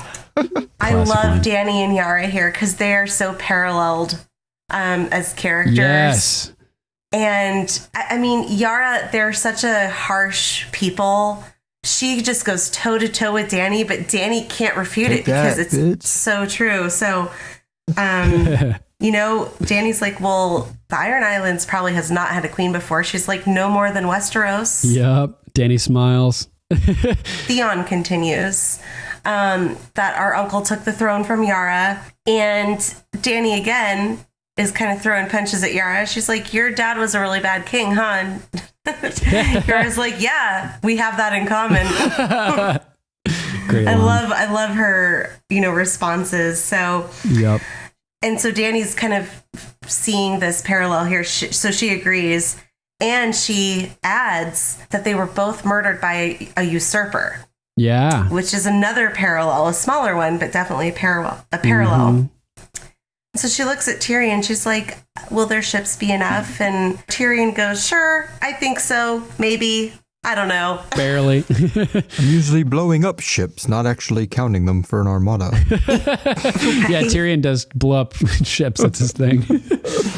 He does like to do that. We find out, you know, that there are more than 100 ships. And Dany's curious, you know, why the whole Iron Fleet isn't with them. And so they go into the story of why, you know, Euron took it. And he's coming here too, by the way. Yeah. Yeah. With his big cock.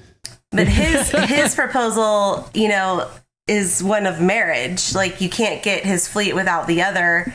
And I love Yara here. She's like, basically, my uncle wants to give you his big cock, is what he said. And she's like, blunt. Oh, gross. And so I love this. This is why it's my number one. Dany's like, I'm assuming you don't want to marry me. Your proposal doesn't come with marriage. And Yara's like, I'm up for anything. I know, it is iconic, man.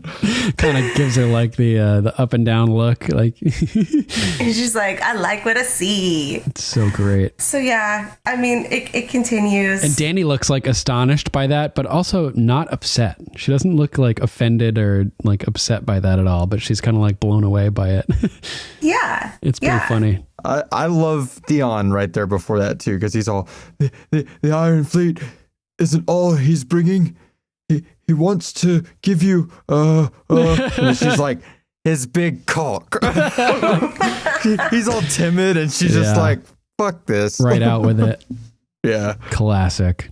So they also want the Iron Islands back. Yeah. And Tyrion's like, well, hey, Dany, like, if everyone starts demanding their, you know, respective kingdoms back, she goes, she's not demanding, she asked us. And she's not the others are free to ask as well. And I love that because it ties into her like freedom arc. Yep. Free speech, free requests. I mean, she can say no or yes, depending on the situation. Yep. Which, shows her growing as a leader and understanding the power that she's starting to have, because all of a sudden the Westerosi houses are coming to form alliances with her. Yeah. They suck her out. She didn't, seek them out. They came to her. Right. They came across the narrow sea. That's pretty amazing. So this is her sign that it's time to go. Is Pike on the west coast of Westeros? I think so. Then that makes their journey even more impressive. I don't know. Yeah, I'd have to look at the map. I can't remember. I'll look it up right now. Okay, yeah. I just looked it up. The Iron Islands are to the west of the Neck in Westeros. So they are mid-level Westeros on the west. So they would have had to go all the way south beneath Dorne, around the Horn of Dorne. Oh, wow. Marina is southeast Essos. So they would have passed Dorne and then passed Valyria and followed the southern coast of Essos down to Marine. It's a good thing we just left a few episodes ago. I know, it's such a long trip. That's wild. So enough time has gone by. Yeah, right? They must have had some of those jet propulsion ravens on their boats. Totally. So Dany tells Yara, yeah, you can have the Iron Islands back, but you can't reave, you can't rape, you can't go plundering cities in Westeros anymore. And Yara agrees to it. She was apprehensive to agree to it, but she realizes that it's the right thing to do to get this alliance with the Dragon Queen. Yeah, she doesn't want to agree at first, but she's like, we got to do what we got to do. We have to do what we have to do. So we get the epic arm grab. Yeah. Crazy arm grab. We see that. Who else does that? Oh, Jon. That's Predator. No, Jon and the wildling. What was Dim Dalba? Dim Dalba. Yeah. They do it too. Yeah, that redhead wildling guy. Yep. Scruffy looking nerf herder. Yeah, with the wild hair. Yeah. The epic handshake. If you think about it, it's probably not super, hard for her to give up on this, because I know it's all she's known her whole life is the reaving and raping and the raiding and all that kind of stuff. Mm-hmm. But all these people just basically pissed on her. Yeah, true. Including their way of life. Yeah, exactly. When she says kill an uncle or two, she means their little salt god guy, I mean, so she's not just, damp hair. So she's just like, fuck it. It all doesn't work over there right now anyway. I'm up for anything, literally. Yeah, good point. Good point. And I like the way Dany says good point. No more reaving, roving, raiding, or raping. And I was like, nice alliteration. Yeah. Totally. Really good. So that's pretty cool. Yara's like, that's our way of life. And Dany's like, no more. And Yara and Theon look at each other and she turns back, no more. And I'm like, damn. And this positive, militant style music comes in, dun, dun, dun, dun, dun, dun, and I was like, oh man, it's so good.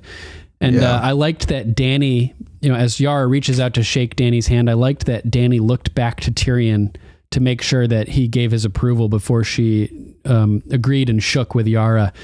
And his look was kind of cute. He's just like, hey, yeah, go for it. You got your first alliance. Yeah. It's so funny. Oh man, what a team. Dany and Tyrion, pretty awesome. Epic. Yeah, totally. Anything else you want to add about this scene? No, that's all I had for my notes. What about you, Johnny? That's all I had for that scene. All right. So that was your number one? That was my number one. So what's your number one, Duncan? My number one is the big battle. Is that your number one as well, Johnny? Mine is a key piece of the big battle. Oh, okay. Which piece is that? Mine is the WWF 1990s attitude look Jon has when he climbs over that top of bodies and stares down Ramsay look, motherfucker, I made it. I'm coming to get you. But you The Rock and The Undertaker, I feel like every wrestler of that time frame would arch their, not really arch their eyebrow. I mean, that was more The Rock's thing, but lean their head back and their eyes would just be massive and they just would stare at you. As wide as they could be. movie. Exactly. That's I was like, great. this is so awesome. Yeah, what an epic stare down. He's so like animalistic in that. That is my favorite part of this episode. Like That all the stare stuff down. we've talked about is just that right there. Even before Tormund and all that and them join him on the side, it's just that one moment where Ramsay's like, oh fuck. Right, Ramsay's like, yeah, he's looking around at the Knights of the Vale coming around the corner, and he's like, what the fuck is happening? It's like he can't even comprehend that everything is going to shit. Yep. I love it. So good. That's my number one. I mean, it fits very nicely in there. I mean, I basically just wrote down, John's look once he climbs over the pile of the dead to face Ramsay, looking like he just climbed over the top rope. Totally. That's great. Love it. So I think we should just all collaborate together to talk about the big battle. Yeah. I think so. And the magic arrows. Oh, yeah. Totally. That go back to what y'all were talking about in the other episode. He has a protective magical shield around him. Yeah. I said he had a Lord Ward, like a protective ward provided by the Lord of Light, basically. Yeah. Well, it's true. I mean, when I was watching this with my son, that was one of the things he pointed out was like, why is he not getting hit by anything? Yeah. I'm like, just don't worry about it, okay? It's fine. Because he's Jon Snow, Aegon Targaryen, 'cause he's Azor man. Ahai. Yeah, we have a theory that the Lord of Light is like sort of guiding the arrows just around him. He's got like I a think divine he has intervention. divine intervention on Yeah. a lot of basically everything since he died and came back. Yeah, I tend to agree. Even at Hardhome, though, too. There's some stuff there too. That's true. So we get a shot of John's army all lined up by the woods, and John is riding to the front of the army. Talk about some grizzled melons. Yeah, so many grizzled melons. And Tormund is hanging with 1-1, and I'm like, fuck yeah, I'd be hanging with 1-1 too. But then I'm like, oh, poor 1-1, he's gonna die. Me too. I had that same thought. I was like, oh. That's all I could think of too. I know, it's so rough, man, so rough. Last of the Giants. There's that whole sad song that Ygritte sings to John in the books about the last of the Giants. Yep. It made me think of that. Oh, I am the last of the giants. My people are gone from the earth. The last of the great mountain giants who ruled all the world at my birth. Oh, the small folk have stolen my forests. They've stolen my rivers and hills. And they've built a great wall through my valleys and fished all the fish from my rills. In stone holes they burned their great fires. In stone holes they forged their sharp spears, whilst I walk alone in the mountains with no true companion but tears. They hunt me with dogs in the daylight, they hunt me with torches by night, for these men who are small can never stand tall, whilst giants still walk in the light. Oh, I am the last of the giants, so learn well the words of my song. For when I am gone, the singing will fade, and the silence shall last long and long. So John rides up to the front of the army, and the cameras turn to follow his view, and we see across the battlefield all of these X-shaped, like what would you call those things? The stocks, not stocks, but like Crosses, racks. I guess.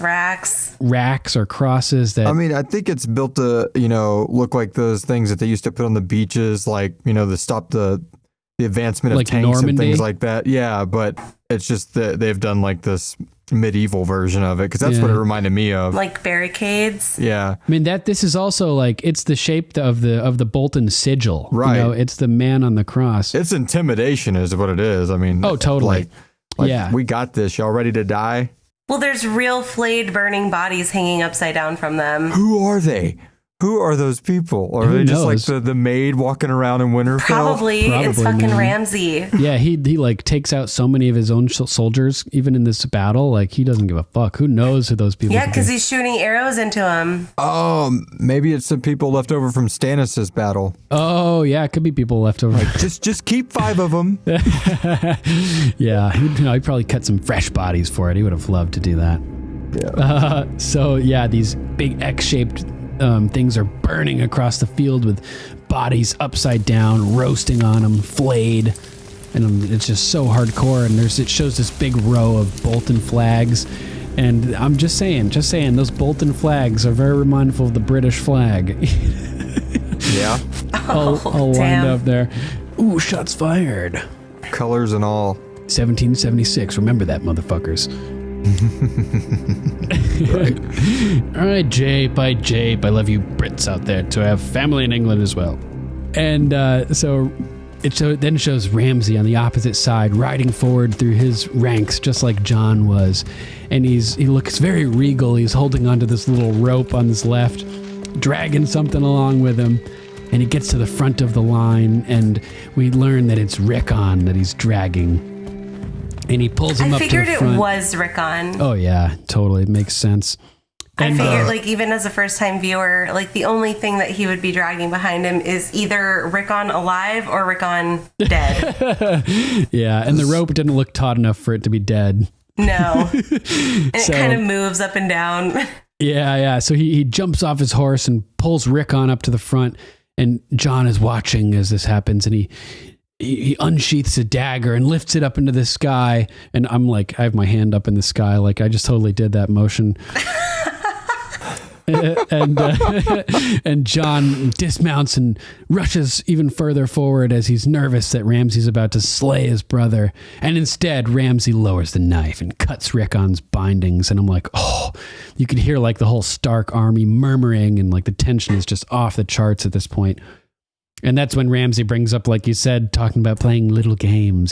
Do you like games, little man? Let's play a game. Very Hannibal Lecter-like. And also there was that moment of Hannibal Lecter later on in the episode when Sansa visits him when he's strapped up in the kennels. Hello, Sansa. Hello, Sansa. Yeah. Or that moment of the real Hannibal who, made the pincer move.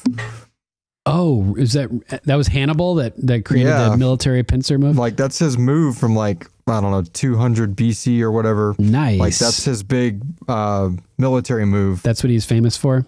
Yeah. Kick ass. That's cool. I didn't know that. I got a lot of useless knowledge. Good call, John. That's awesome, because I had in my notes too that Ramsay was channeling Hannibal. Yeah, and apparently I was just learning about, Johnny, I texted you about it, about how that movie from the 90s with Sinbad playing a genie. Yeah. Which apparently doesn't exist. And there's this, everybody thought there was this movie called Shazam with Sinbad in the 90s where he plays this genie. And there's one with Shaquille O'Neal too, wasn't there? Kazam, yeah. And so apparently Sinbad says he never made this movie. IMDb doesn't show any record of Shazam from 1994, but there's scores of people from the 90s, kids in the 90s, who swear that there was a movie with Sinbad called Shazam where he played a genie. And it's really fucking weird. They call it the Mandela effect, where it's a mass delusion from hundreds and hundreds of people all experiencing collectively some type of delusion. Like the Berenstain Bears? Yeah, exactly. Where it's Berenstain Bears. Yeah. So just talking about Hannibal, apparently everybody thinks that there's that famous line from Silence of the Lambs where it's hello, Clarice. But apparently he never says that. He says good evening, Clarice, or something like that. Wow. Oh, really? Huh. There's another one too where Star Wars, everybody, so many people think, Luke, I am your father. But it's not. It's, no, I am your father. Yep. So there's all these examples of this Mandela effect thing, which are just kind of interesting. Total sidebar. That's kind of crazy, though. Yeah, it's pretty neat. Just thought people might be kind of interested in that phenomenon. Look up Shazam and see if you can find it. Find it. If you can find it, I'll pay you. Yeah, exactly. I want proof that I'm not crazy, that I remember this movie. Do you remember it, Duncan? Yeah, I remember seeing commercials for it. Totally. I do too. I swear I've seen the video cassette in the movie store. Mm-hmm. I don't remember watching it, but I remember I just remember Sinbad was in a movie. Yeah, as a genie. Yeah, and honestly, when I think of him, that's all I can remember is the cover of it. But yeah, your brain. It was a pink cover. Yeah, I get, and my brain wants to mix it with that one with Shaquille O'Neal. I know. That's the problem. And so they claim it's the Mandela effect, and but people swear it exists. I think it's like some type of like military or like psychological warfare operation. 20 years from now, we're going to be like, Deep Impact didn't exist, only Armageddon. Yeah, exactly. It's like it's gaslighting on a massive scale where we all saw something and they're telling us we didn't see it, you know? Yeah, it's pretty crazy. Damn. Yeah. So, so Ramsey he's talking to Rickon, and he's got on his right hand a glove with 3 fingers, and his pinky finger is not covered by leather. And I'm looking at that glove and I'm like, that's a bow hunting glove. You know, I'm like, he's about to do some shooting. And he's like, just run to your brother. That's it. The sooner you make it to him, the sooner you get to see him. That's the game. Zigzag. Yeah, I was screaming at the TV every time. It wouldn't have mattered, man. That guy is a hell of an archer. He is really good. It's so brutal. Fucker. Yeah, so he starts walking out into the field, and he's like, no, you have to run. You gotta run. Remember, those are the rules. And that's when the soldier hands him the bow, and Rickon's like, oh, fuck, and starts booking it. And John sees this happening, and he's like, oh, fuck as well. And he starts galloping. He runs back to his horse, starts galloping out into the field. And it's just so intense. I had to watch. He actually jumps on that horse like that. That's not an easy task if you're not like a skilled rider. And he's a short dude, man. He's short. Yeah. And he's not very tall. Like, I rewound it. I was like, holy shit, because he doesn't even put his foot in a stirrup. He literally like swings his body up there. Nice. Wow. That's pretty good. I could do that. I can hop super, super tall fences like that. So I'm sure I could jump on a horse like that. Huh. I was going to ask you, Rachel, like, so on the way this scene was edited, I noticed that a lot. Like in the beginning, it shows, it only kind of, when they're first lining up, it shows a lot of John like on just the top of the horse, but it doesn't really show his legs as much. But then when it shows Ramsey, which I know a lot of it was because we need to see that he's going to actually bring Rickon out, but they concentrate on like the lower part of him on the horse for a while. And I wonder if like the actor that plays Ramsey was just like really wobbly up at the top when they were trying to do this shot. Oh, that's so funny. Maybe. They did show a full body shot though. Yeah, I know they end up panning out, but like for a while they're just focused and you don't even see the rope or anything at that point yet. I'm like, that's funny. This is a very odd shot, for the setup. Yeah, it's very, it's hard to tell. I know we talked about this in a previous episode of Jamie running his horse up the stairs. I think these actors do some type of, they do ride to an extent. But it's hard to say in a lot of the shots if they're not body doubles or any type of CGI effects.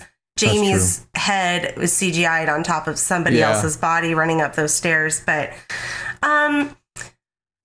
John galloping, it's either CGI'd or he's doing it himself. Interesting. And they're running pretty fast. So, I mean, if he's running fast and he's jumping on a horse like that, I would assume that he knows how to ride. But it's kind of hard to tell. He's just got a hell of a similar looking stunt double.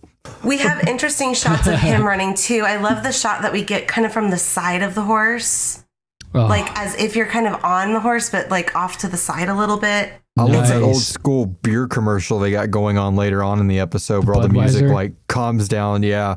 And it's just all those different like colors of horses. Yeah.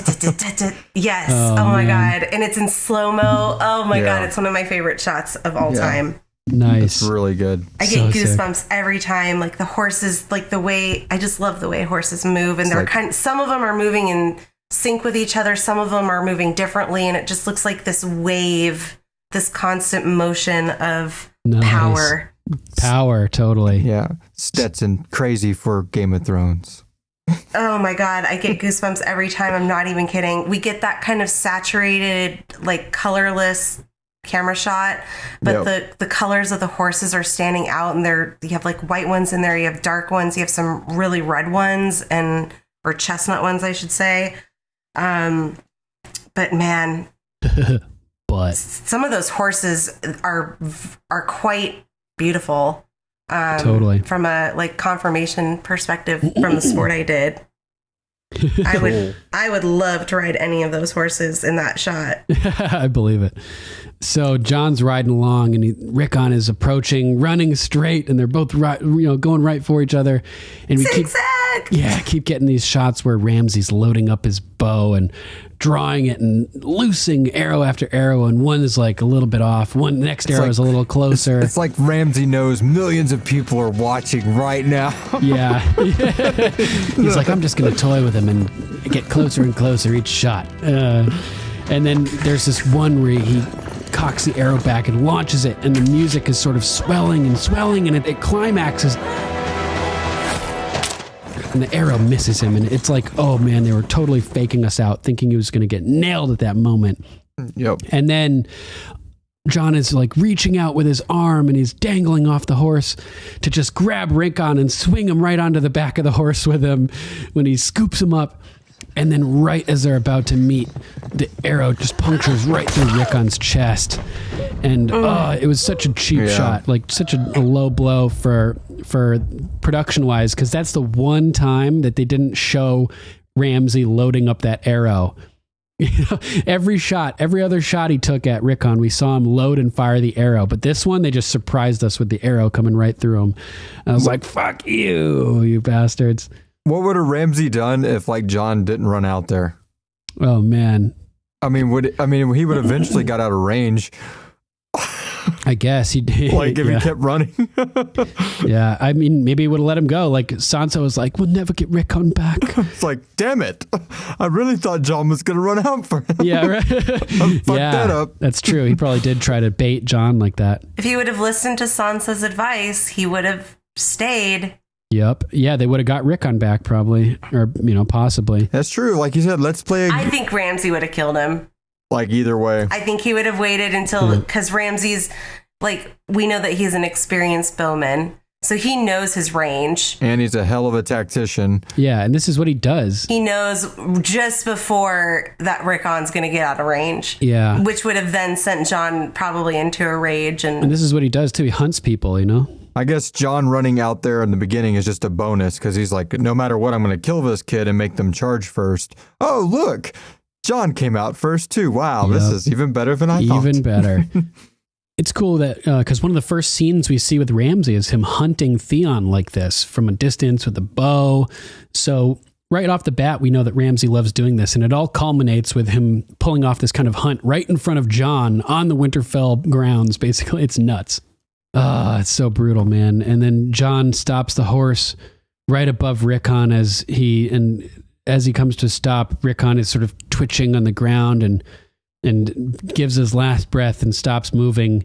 And John is just devastated. And oh man, he's just like his gaze. He's really on the horse in that scene, in that moment. He's really moving that horse around for sure. Definitely. And his gaze just slowly raises from Rickon to Ramsey, and Ramsey's just grinning at him. And there's fucking epic stare down at this moment too. And it sort of keeps cutting back between the armies, and Tormund's watching, and everybody's watching John's reaction. And I think everybody knows that John is just going to go headlong into the fight at this point. So fucked up, man. And Tormund sees it coming. He's just like, don't do it, and his eyes, he just knows. Yeah, he knows John just can't handle it. Right. From the strategy meeting, we know John is supposed to let Ramsey come to them, but he's about to do exactly what Ramsey wants, which is to draw them in so that they can surround them, basically. Do you think if he would have started to just stay there or started to turn back? I mean, obviously he hit Rickon at that range. You think Ramsey would have tried to get John with an arrow? Oh yeah, totally. So Tormund knows that John's going to charge. Ramsey is like, basically like, come and see, bastard. Like, come on, John. Davos is like, oh man, I see him about to charge. And John just is like, fucking just charges his horse forward. And it just starts galloping forwards, and Ramsey signals for his bowman to draw, and they send a massive volley of arrows flying at John. And the first one we see as he gallops off into the distance, they all land, and a bunch of them penetrate Rickon's dead body as it's lying there. And he's so like gets jostled around by these arrows, nailing his body as John is riding off. Shoots out of his mouth and everything. It gives a visual so of how gnarly. close together these arrows are falling. Yeah, like every square foot, there's an arrow basically. And John survives them. Yeah, exactly. Twice. 3 times. Yeah, and so Davos sees John charging and he's like, fuck, prepare to charge, and commands the army to prepare to charge because they're not going to let their leader just go off and get slaughtered, basically. They have to go. And as fucked up as it is and as many lives as it's going to cost, it's something that they just have to do, basically, right? Yep.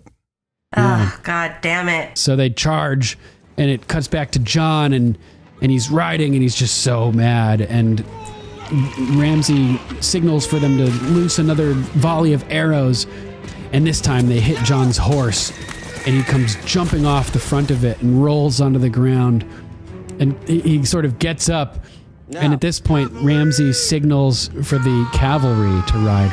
God damn. Yeah, and so Karstark gives the command for the cavalry to charge, and as John stands, he looks up and sees just a wall, a tidal wave, a tsunami of horsemen charging at him with their blades drawn. And the density, like there's so many layers of them, just rows and rows. You can't see past them. It's just a solid wave of power, like you said, Rachel. Just these horses riding at him. And it goes into slow motion. And like, come on, guys, this is like probably the best moment of the entire show right here. Yeah, definitely. It's unbelievable. I have goosebumps thinking about it. And I read up on it. None of it's CG. Oh, it's so Oh my amazing. God. That's insane. Yeah. That's why it looks so fucking epic. Yeah. That's why. Yeah, totally. And John's in focus, and the riders are blurred a little bit, and it cuts to a shot from the front of John, and it shows the look on his face as he sees what's happening and realizes that the end is near, probably. That he fell into Ramsay's trap. Yeah, and he closes his eyes and finds his center and comes to grips with the situation. And then he reaches down and unbuckles his belt and draws Longclaw, and it cuts to that shot from behind him, and we can see those blurred horses, just their legs crawling and scrambling in the distance, getting closer and closer. And he tosses his sheath to the side and grips Longclaw with 2 hands, and he gets in a baseball stance almost, holding the sword. The horses are getting closer and closer, and you can see the sun glinting off of the blades coming at him. Dirt flying everywhere under their feet as they're charging. And right as they're about to hit him, he draws back his hands like he's going to swing that sword.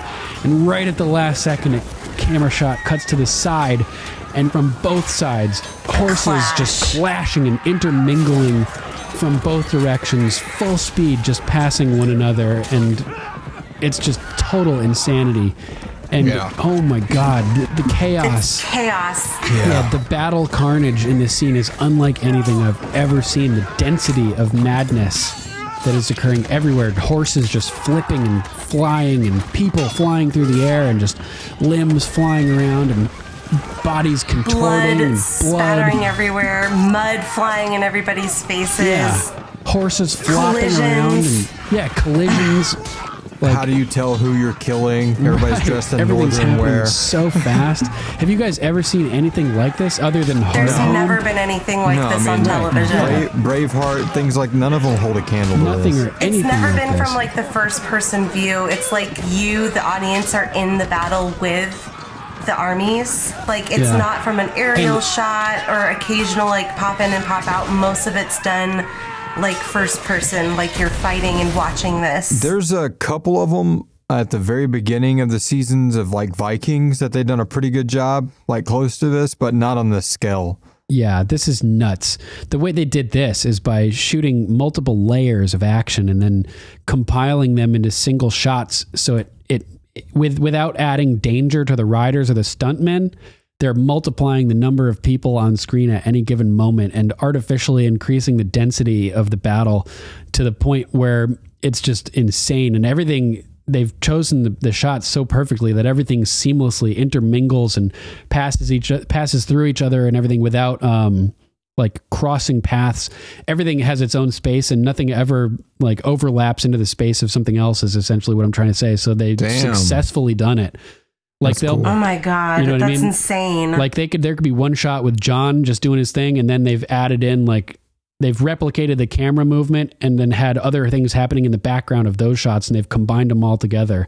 I think because there's certain behind the scenes things that they've done where like they show sort of the making of this kind of stuff, and there's just all these new layers of stuff that they'd added in and everything. And yeah, that thing I was reading about saying that the shot of them riding on is not CG. It was saying something like they had 500 plus extras, 600 crewmen. Oh no, yeah, there's no CG in that. That's all just as it is. But I mean, if they're doing what you said they did, that makes more sense. So like they could take a lot of those extras, dress them up as Knights of the Vale, take a lot of these extras and dress them up like if they're doing it compartmentalized like that. Because I was thinking 500, that looks like way more than 500 people in this. If you add all these people up, right. So that makes a lot of sense. Yeah, it's pretty interesting. They can multiply. Like there's other examples of times that they've done this on the show too, where they'll take like a segment of a crowd of people and then just copy and paste it essentially over and over, and it artificially expands the crowd to like massive sizes. Something The Walking Dead does a lot too. Like in Danny's Misa moment. Yeah, I'm sure they did it there as well. Oh my God, just the carnage here is unsurpassed here. Like Hard Home was amazing, but this is even more more action packed than Hard Home. This is like what a true medieval battle should look like. Yeah, exactly. Because Hard Home felt way more situational. Like it was like storyline compartmentalized, where this is just nuts. Yeah, totally. So the two groups of fighters, cavalry, clash in the middle here. And then both armies cock back their arrows again to fire. And this shows you the different regard in which each of these leadership groups holds their men, right? Stark contrast. Yeah, in stark contrast. Good one. Outside of Winterfell. And Davos is like, we can't fire, we'll kill our own men. And it cuts to Ramsay immediately, who's just like, loose. Whatever. Yep. Yeah, and they fire these volleys of arrows. And they are just taking out it, like the density of these arrows. Again, like you were saying, Rachel, like showing just how close they are to each other. They're taking out everybody. And every time Jon Snow they just fly right past him and go all around him and don't hit him. And it is amazing. And so Ramsay is just he's killing everybody. He's killing Jon's fighters. He's killing his own fighters indiscriminately. It's a very like Empire style move. You know what I mean, Johnny? Yeah. Like, yeah. I could very easily see like, this is like dark side type stuff. Yeah. They have no regard for, I used to, of course, bad side tangent. I used to read the Legends books. Like, I mean, whenever they talk about the Sith Wars, back when the Sith was an army and not just two people, like they had no regard for their troops. Yeah. It's the same thing. Sounds about right. Imperialistic mentality. Yeah. I mean, that really goes back to, even you look at, like you were just talking about, the independence from like the British Empire and stuff like that. I mean, every like great empire has really never had any regard for their ground troops. Right. Yeah, it's pretty hardcore, man. So we definitely see that from Ramsay big time as he's just slaughtering countless numbers of his own soldiers here. And arrows are just raining down from the sky all around. Which I think Jon. is a huge reason why those bodies pile up so fast. Oh, yeah, absolutely. It's not just one side dying. It's like there have been historical references in that bodies do pile up like this on medieval battlefields, which I thought was great to tie into this. And it gave it a really claustrophobic feel. So intense, man. And oh my God, dude. Like, we've just never seen that in anything else to this degree, where these mountains of bodies are piling up like 10 feet to like, you can't even see over them. I mean, we have cavalry, we have combat, we have archery, we have freaking piles of dead bodies to maneuver around. It's unreal. I mean, it's a lot to take in. Yeah, it's oh my God. And there's a giant running around. Don't forget that. Yeah. So all of this chaos is going on in the battle, and Jon is like in the thick of it, just swinging his sword. Like he turns and swings and knocks this one guy off of a horse. which is crazy. And so badass. It was so badass. Unfortunately, like the physics don't quite line up. That guy reverses off the horse. It's obviously like a wire stunt, but it looks really cool. Yeah. I think his sword would have sliced right through him and not thrown him. Yeah, I mean, that would make sense, huh? Especially being Valyrian steel. Unless he hit him with the flat side of it, because he was just like flinging his sword chaotically. Yeah. But it's in which case, like, it probably would have been like a equal collision where they both stop at the same place. It wouldn't have flown him 7 feet backwards. Yeah. On a horse that's going 25 miles right, forward, an hour forward. Yeah, exactly. Yeah. So that's kind of funny, but it's really cool looking. So I'll let it slide. You'll let it slide. Yeah. And then this John and this guy like team up and take out this guy, right? And then John's like giving him commands. He's like, you got to get word to, and then bam, he just gets an arrow right in the face, right in front of John. And this is not cool. John is like really upset by this. He watches the guy fall and he looks back up and he just becomes furious and just starts taking down dude after dude after dude. Who do you think he was going to want to get word to? I don't know. I was wondering the Night's about Watchman? Or like some of the other houses. I mean, like, who's he trying to get word to? Or maybe just somebody back in his ranks, somebody else. Or to Sansa. Oh, Sansa. Yeah. Get out of here. You need to go now. Probably. You're going to escape. Now's the time to go. Yeah, probably to Sansa. Oh, that makes total sense. Good call. Sense. That makes sense. Yeah. Good call, Johnny. Yeah. Because he doesn't know that she's right there with Littlefinger. Right. Yeah. She's pretty close. Oh, let's wait a little longer. He's still in there. I think he's still alive. They just waited a couple hours, man. But this is insane. Like, guys are getting run over by horses. At one point, John is standing there and he's distracted by one guy, and you see like a horseman riding up from behind him with his axe drawn. And then he just gets sideswiped by another guy on a horse. It's like, oh my God. Extreme lancing. Yeah. And that horse just tackles that other horse basically. And Ramsay's just sending more volleys of arrows over and over and over. Oh my God. Yeah, like the way the arrows, they keep landing like periodically, like just, it looks so cool. Like in the shot, like your eyes can't just focus on it. Like I watched it again, like 4 or 5 times in 1 week, and I still saw something new every time I watched it. Totally. Yeah. Absolutely. Yeah. I love the guy. Have we gotten to the guy? No, we haven't gotten to it yet. So I think I'll hold off. The headless horseman. Oh, I missed that. I didn't even see that. Oh, really? Yeah. I missed it entirely. That's great. That's a cool little homage to throw in there. Yeah, definitely. Sleepy Hollow. Yeah, I think he's standing next to Tormund, and Tormund like picks him up, and they turn around, and there's a horse running, and the body on the horse is headless. That's awesome. Yeah, I missed that one. You did? Oh my gosh, I need to go. I missed that. I have to go back and look at that now. Johnny, how many times did you watch this in the past week? Yeah, no 4 excuses. times apparently. 4 Better more times. watch it a fifth. I know, right?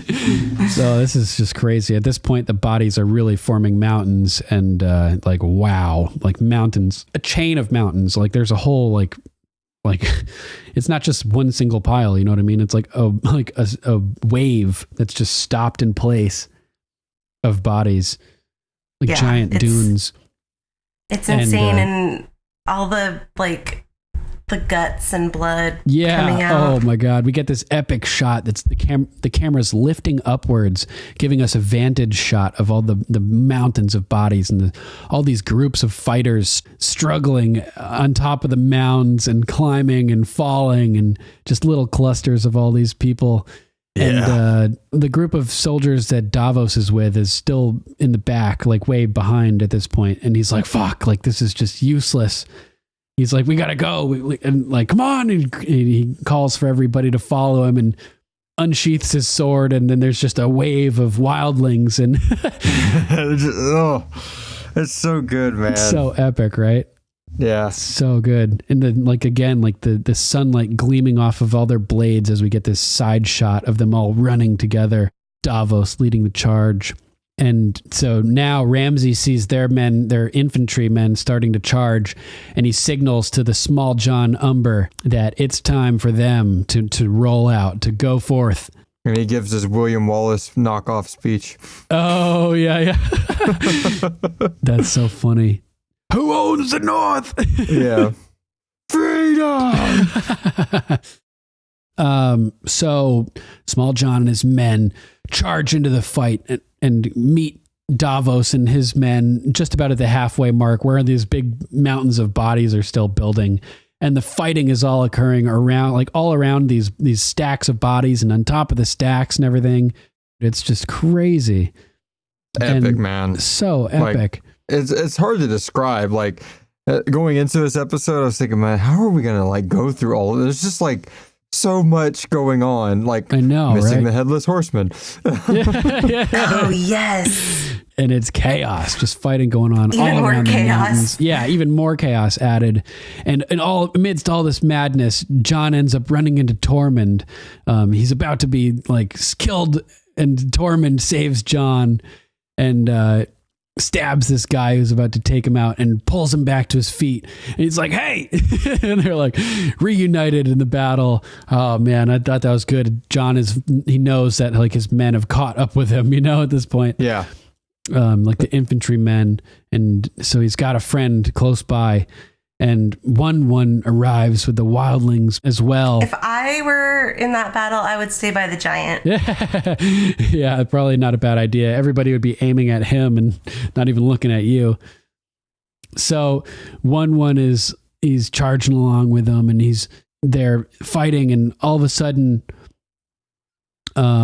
Small John and his men are like surrounding all of the fighters and kind of like pinning them against the dead bodies. Yeah, they're forming like what looks like a Greek phalanx, basically, in a semicircle, cutting them off and pinning them against the body mountains. And are you guys familiar with the phalanx, the Greek phalanx? I'm not. It's basically, if you've seen the movie 300, it's what they do in that to create their barrier at the pass of the mouth of the pass of Thermopylae, where they interlock their shields. And remember when Leonidas is talking with that cripple guy, that deformed guy, and he's like, can you hold your shield up from your shoulder to your knee, Oh, yeah. Okay. I have not seen 300. Oh, it's a great movie.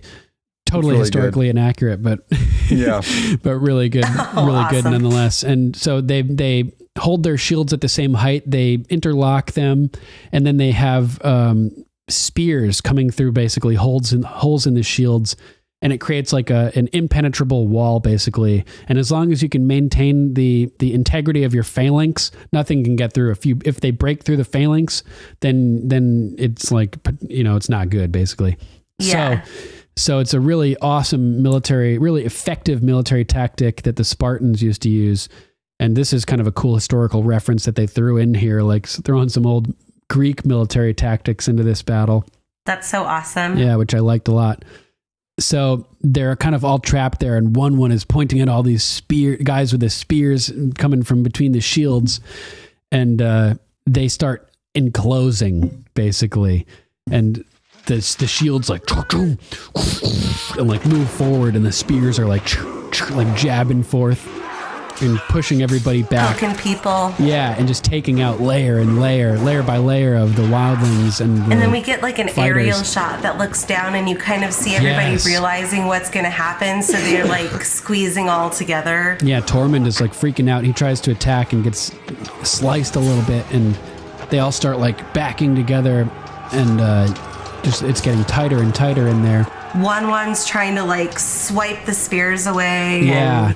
Yeah, it's pretty, and like, what the fuck? Okay. You're going into war. You have a giant. The giant one, he doesn't even have a weapon. He doesn't have a bow. He doesn't have a giant sword. He doesn't have like anything. If they knew they were going to fight, they should have given him a fucking sword like 20 feet long. He could have just start mowing that circle down. Yeah. What the fuck? I didn't even realize that. He could have been taking out 15, 20 people per swing if he had a giant sword. Oh my God. And he goes in there defenseless, and he's getting jabbed by all these spears, and he's just got to try to swipe them away with his hands. So horrible, man. Just so horrible. I wonder why he doesn't have a weapon. I don't know. It's probably just It probably just because it would have turned into a slaughter. They needed to give him a handicap or something. That's what I was kind of thinking. Just to make it more entertaining. Otherwise it could have, he could have just taken out so many guys. But then again, they could have just bombarded him with like bazillions of arrows to counteract his strength and brute force. But either way, like, I want to see that giant sword, basically. Yeah. Yeah, I do too. Awesome. Yeah. So we get this amazing overhead shot, like you were saying, and we see like the structure that they've formed with this, all these shields creating this wall that's just impenetrable, and it's just enclosing tighter and tighter and tighter, pushing them into a closer and closer space. And Tormund looks back and sees that men are starting to try to escape by climbing over the mountain behind them. But Small John Umber comes over the top of the mountain with his crew, and now they're getting attacked from all sides. Oh my God. All so fucking intense. sides. It's so claustrophobic. So claustrophobic. It's like no way out, man. I know. It's like, you're going to like this, Johnny. Remember the garbage compactor scene from Star Wars? Yes. Yeah, like just closing on you. How the walls are just coming in and getting closer and closer. It's like the shield wall getting closer and closer. Oh man, it's so great. And so it's like almost like that, like Indiana Jones too. Similar thing with the ceiling coming down with the spikes. I love those scenes like that. Yeah. So I hate him. I get super claustrophobic watching him. I get all squirmy. And I love him because I hate him. It's so good. So Tormund's like, fuck this, follow me, come on. And they start moving back towards the shield, towards the body mountain, basically, to try to fight the Small John, because it's just easier, I guess. They have more of a chance fighting their way out up on the bodies than they do against those shields. Totally. Yep. And so during all of this madness here, this is when John gets pushed to the ground and like he gets knocked over. Bad mosh pit. Yeah, it's like a mosh pit, and he's just kind of getting trampled. And throughout this scene, I'm just thinking that this is like easily the most visceral battle scene of all time. Like the only thing that comes close in terms of like visceralness is Saving Private Ryan, I would say. Yeah, but even then, that's done in such a slow pace. Right. Like, it's just like that one shot where the guy's face gets blown off right in front of, Yeah. And then the other guy's picking his arm up. Like, it's a lot of those kind of shots put together, but this is just all of it and like bam, bam, bam, bam, bam. Yeah, it's so intense, man. And all these bodies are just piling up on top of John as he's getting trampled, and the traffic is moving over him, and he's struggling to try to find his footing. And there's just so many people above him that it's like he's only getting little glimpses of light at this point. Like the density on top is just so high that there's just little bits of sky that he can see through all these swarming and squirming and twisting bodies above him. And he starts gasping for breath from all the pressure of the weight of all these people above him. Oh my God, it's so intense. My chest was like tensioning up when I was watching. I was like, oh my God. Like first time watching this, I was like, he might die again. Like he might literally die again. Like Melisandre said, maybe the Lord of Light just brought you back to die again at this battle. Who would do that? And George is doing that to us right now. And so John is just like, he's struggling to try to just get his footing to give himself a chance. You can hear him just like sobbing, almost like just sucking in as much as he can. Just struggling to breathe from all that weight above him. All that, it's just so nuts. And it's like, it's almost blacked out and his lungs are almost empty. And he just finally is able to just get onto his feet and just work his way up in between some of these people. And he's crawling upwards and crawling up, and he gets his way up to the top. And as he's reaching the surface of the horde, we're seeing him gasping for breath, and he reaches out over the shoulders of the people around him and pulls himself up. So he's slightly elevated above the rest of the crowd, which is just kind of cool. There's the aesthetics of that, but he just like looks upwards, breathing in, takes a just deep a giant sigh of relief for just a second in the middle of all this. Yeah, like at this point, it's like most of these people are his people, and they're just being so tightly compacted. Like there isn't a lot of like combat immediately surrounding him at this moment. It's just like a mosh, like a tight crowd, and it's like this moment of just like a breath, where he takes this big breath and we get this overhead shot where he's looking upwards at the camera and his white face is surrounded by just a mass of black hair and black leather all around him. And is just like a speck in the middle of this swarm. And it pans out and it mirrors so much Danny's moment exactly. with her Misa moment.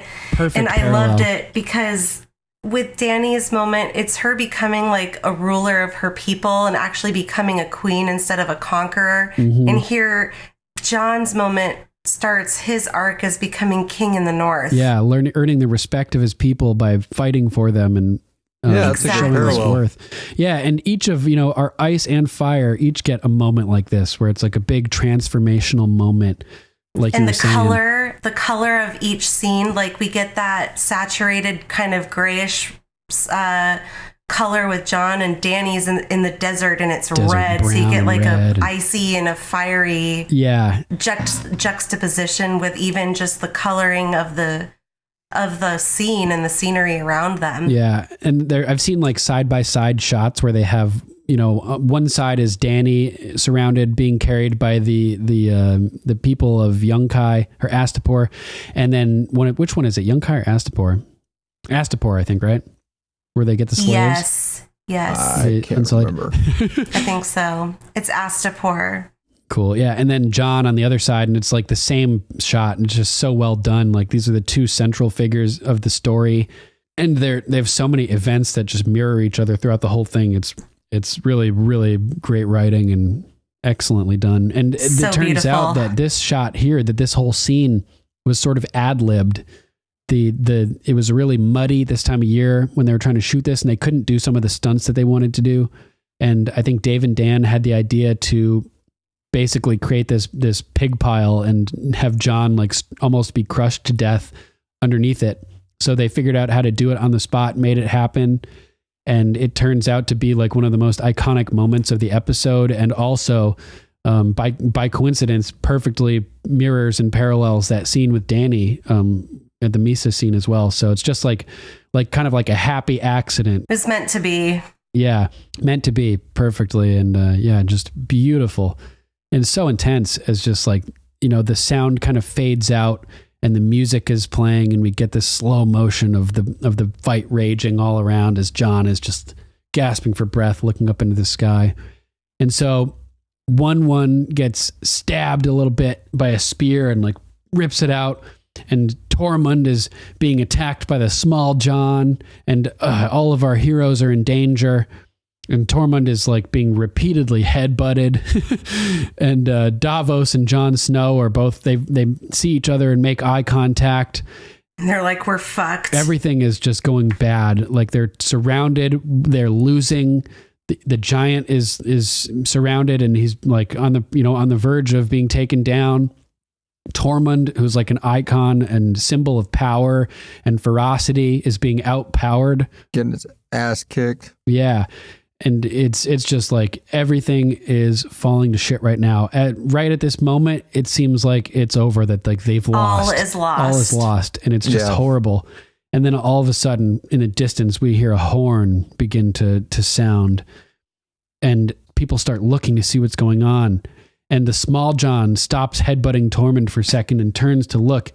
And it's Tormund's moment. He Rick Grimeses him. Yeah. He freaking just takes his jugular out. Yeah, he bites his throat out and just rips it, and blood is just squirting everywhere. Claimed.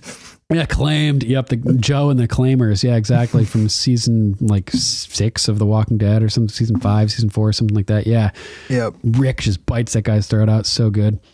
And he bites the small John's throat out and then pulls out a dagger and just starts just gurking him with it.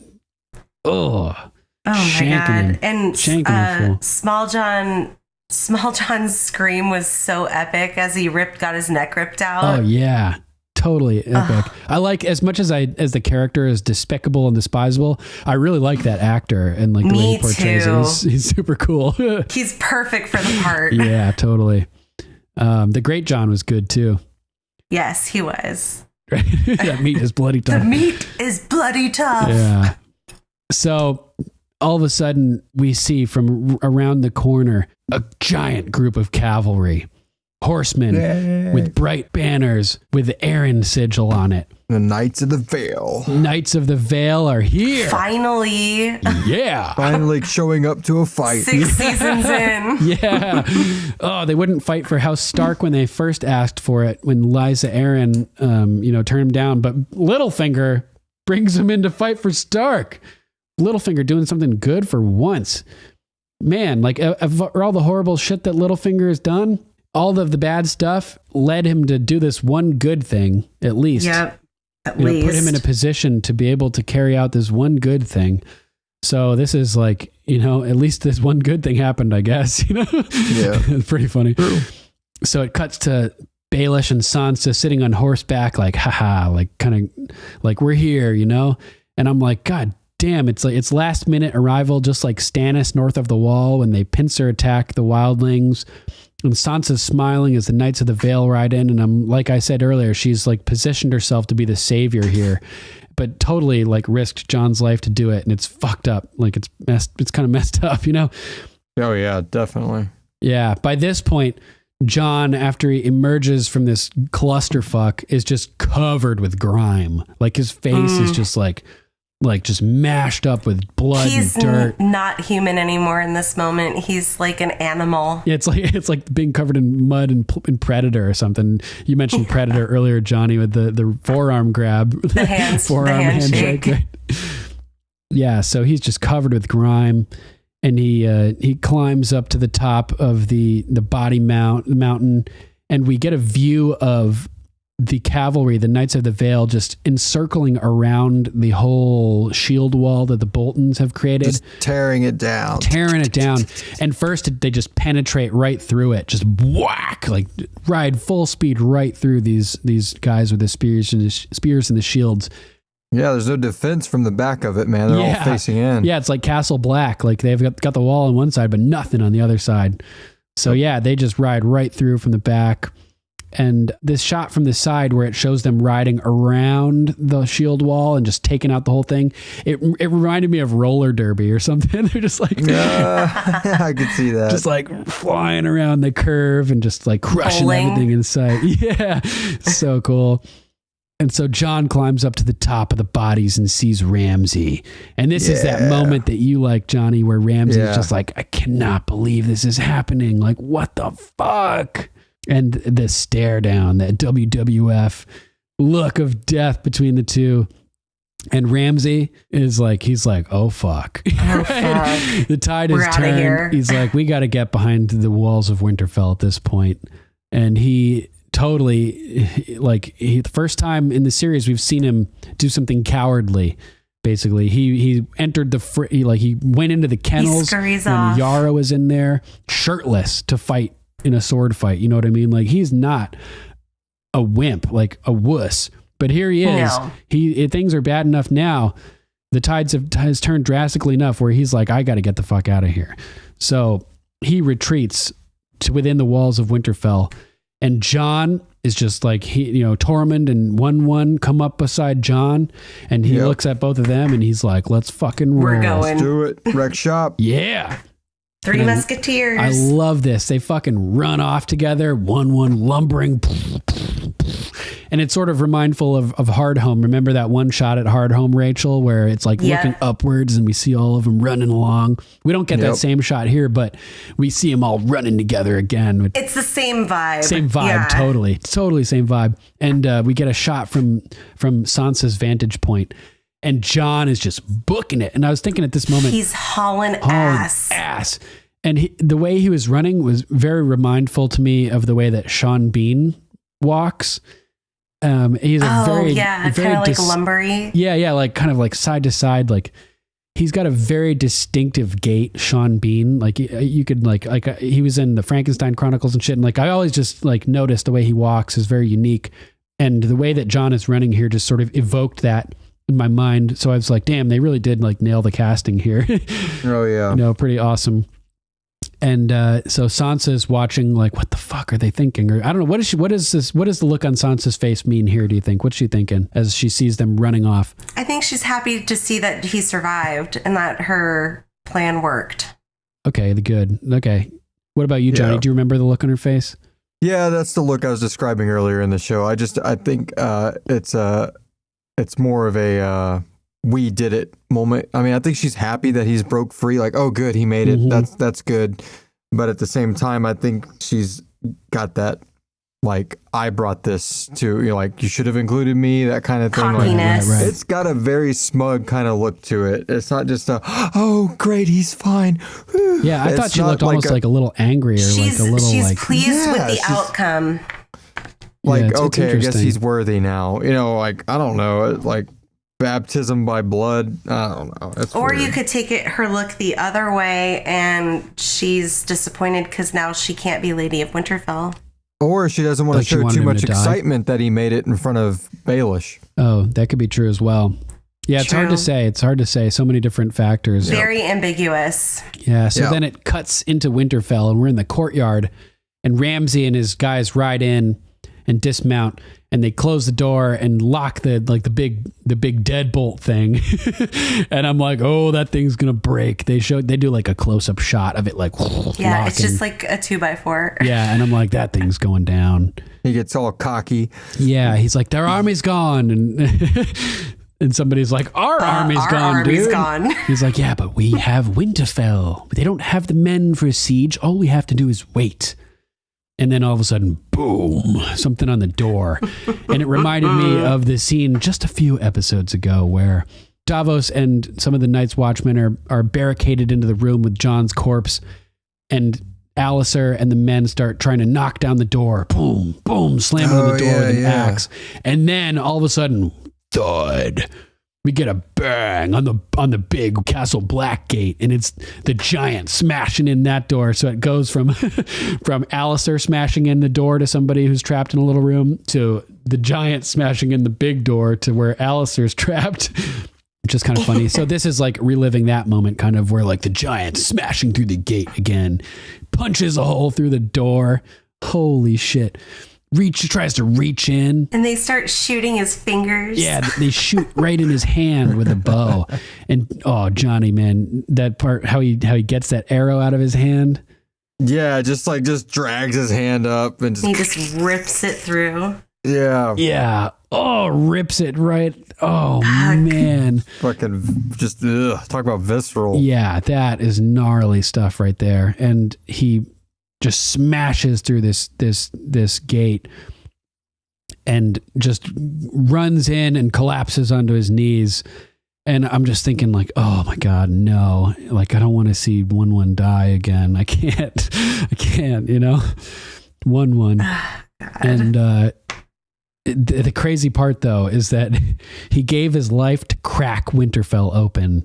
And what do we keep hearing about Winterfell is that 500 men could defend it against 5,000, right? Right. But if you have a giant, yeah, that giant cracks it open like an egg, and Humpty Dumpty, you know, like all the King's men can't put that shit back together again as Jon's army comes pouring through. Oh my God. And all the arrows in him, he looks like a porcupine. Yeah, he's like a pincushion. Yeah. Porcupine. I hate to laugh, but it's like amazing. It's like there's 100 arrows in him. Yeah, he's like Hellraiser. Can you imagine what he's been feeling through all of that? I mean, I know adrenaline's flowing, but God, I know. I mean, every part of him's got to ache. Yeah, totally. And how thick is his, like, are his cloaks and his, you know, like, are those arrows actually puncturing him, or you know what I mean? Like, I don't know. He's lumbering quite a bit, not just from being out of breath. I think a lot of those have made it through. Yeah, I bet you're right. It looks more like pelts than any type of armor. Yeah, definitely. It's like furs and stuff. Yeah, I think they're getting through. So he drops to his knees and he's like, you know, like very heavily, slowly breathing. And just getting shot with even more arrows. Yeah, and they're just unloading on him and, like just more and more pincushioned Porcupine City. And he just goes, like, lets out a big, like, scream, you know? So epic. Yeah. And all of the rest of Jon's army and the Knights of the Vale are just pouring in through the cracked gates of Winterfell and just slaughtering Ramsay's men, just filling every space in Winterfell in this courtyard and all the alleyways and everything, and just, mowing down all these Bolton men. And Jon walks up next to 1-1 and is just looking in awe at what the giant was like able to accomplish and what he's gone through and how he's still standing or kneeling at least. And it's just an amazing moment that all this is going on, and Jon is stopping to show his respect and his appreciation for the last of the giants that we know of. It's so sad. I know. And 1-1 starts to turn to look at Jon, and Jon reaches out his hand. Oh, just like a glimmer of like, I just want to touch you. Yeah, just to like thank you, like a connection. Like he's just showing his his appreciation and like trying to you know what I'm saying. Yeah. It's almost like in wonder too. It's like sadness and wonder and gratefulness and wanting to lend a hand, like just to help or to comfort. Like can I pull one out? And just can I do anything? Yeah. Like he reaches out to make that connection, and then all of a sudden, thunk. Yup, right in his eye.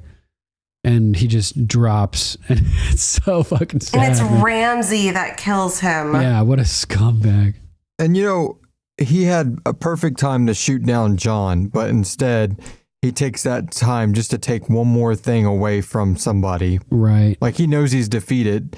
So, I mean, even if, say he did kill Jon, like shot an arrow through his head at that moment instead of 1-1's. I mean, that's going to hurt Sansa, but it's not right in front of Sansa. So he's like, oh, look at this connection moment they're having right now. I can ruin this. I'm going to ruin it. Yeah.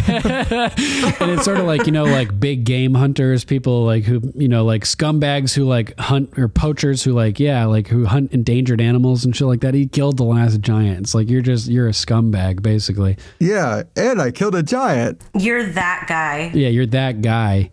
And then Jon looks over and is just like, what the fuck, basically. And of course, Ramsay has to, hilariously bring back the suggestion of the single combat that Jon had challenged him to earlier. I've reconsidered. I think that sounds like a wonderful idea. With this evil Frodo smile. Yeah, and I'm just wondering, all these Knights of the Vale and like wildling soldiers and everything that flooded through here and took out all the Boltons, how is Ramsay still standing there at all? And where is everybody else? There's nobody there at this point. Everybody's just gone. But I mean, there's like all of the friendly soldiers who are riding around and stuff. It's like the place is just like empty all of a sudden, or at least everybody's just watching the showdown between Ramsay and Jon Snow. And so Ramsay's like, this is a great, it's a wonderful idea, and cocks back an arrow, and Jon drops his sword and grabs a shield like lightning fast. It's a Bear Island shield. Oh, really? Oh, what? Yeah, that's awesome. I caught that from my 80 rewatches. Wow. Good catch. So sadly, one of the 62 at least has fallen. Yeah, exactly. That's what I was thinking.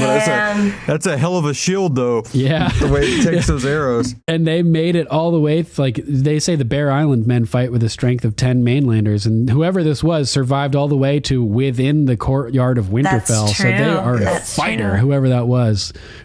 Man, and we don't even know that person's dead. They may have just dropped their shield. That's true. So he grabs his shield, runs at him, and Ramsay starts shooting arrows at him one after the other, and he's ducking and lifting the shield and catching the arrows, and they're puncturing like a good 8 inches through the shield, just missing his arm. And he has to be so strong to hold the shield out like that and still take that force of those arrows, because Ramsay's in close range. Those arrows are coming in hot. Yeah, I mean, the kickback of that from the shield, I think that he's holding it strong. Yeah, since they puncture through, a lot of the force is probably lost, but it still would be like a bang, bang every time, and it would be absorbing the momentum of slowing the arrow. So yeah, he just runs up on Ramsay and just whacks him right in the face with his shield, right? Is that the first blow that he throws? Just pops him right in the face? Yes. Yep. And it's like Ramsay doesn't even fight back almost. Did you notice that? He just sort of sits there. Well, it's because he's a wimp. He kind of likes it. He has almost like a smirk on his face. It's sort of like Tyler Durden in Fight Club. Just kind of. Just laying there like, ha ha ha. laughing. You don't know where I've been, Lou. You know, just letting him pound on him. You don't know where I've been, Lou. Oh my God. You don't know where I've been. Yeah. And he's just like smiling as John is pummeling down on his face and just jackhammering him over and over again. He punches him a good 20 times probably. And he eventually just rolls his head over to the side and he's smiling and he's fixated on something in the distance. And John realizes he's looking at something and turns his head and Sansa is standing there. And she's facing John. Ramsay. Yeah. Yeah.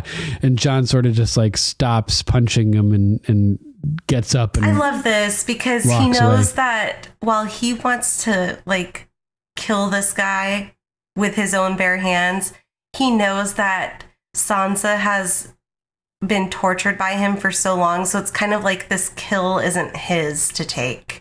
He's going to give it to his sister. Yeah, I think his senses come back to him too in that moment. Yeah, right. He returns to reality. I also think he's like kind of mad at Sansa for holding out on him and showing up with an army and letting him almost die. So he kind of just walks away like in a fluster. And so at this point, it's cutting to all these like happy moments as we're seeing the Bolton banners falling as being dropped from around the walls of Winterfell. Talk about goosebumps. Yeah, major. And Stark banners are unfurling and flowing down the walls. And Melisandre's watching from the battlements. And I'm like, oh, this is like maybe one of her vision after the battle, being up on the battlements of Winterfell, Stark banners unrolling. And Davos is staring at her, holding the statuette of the stag that he carved, just glaring. And Rickon's body gets carried into here.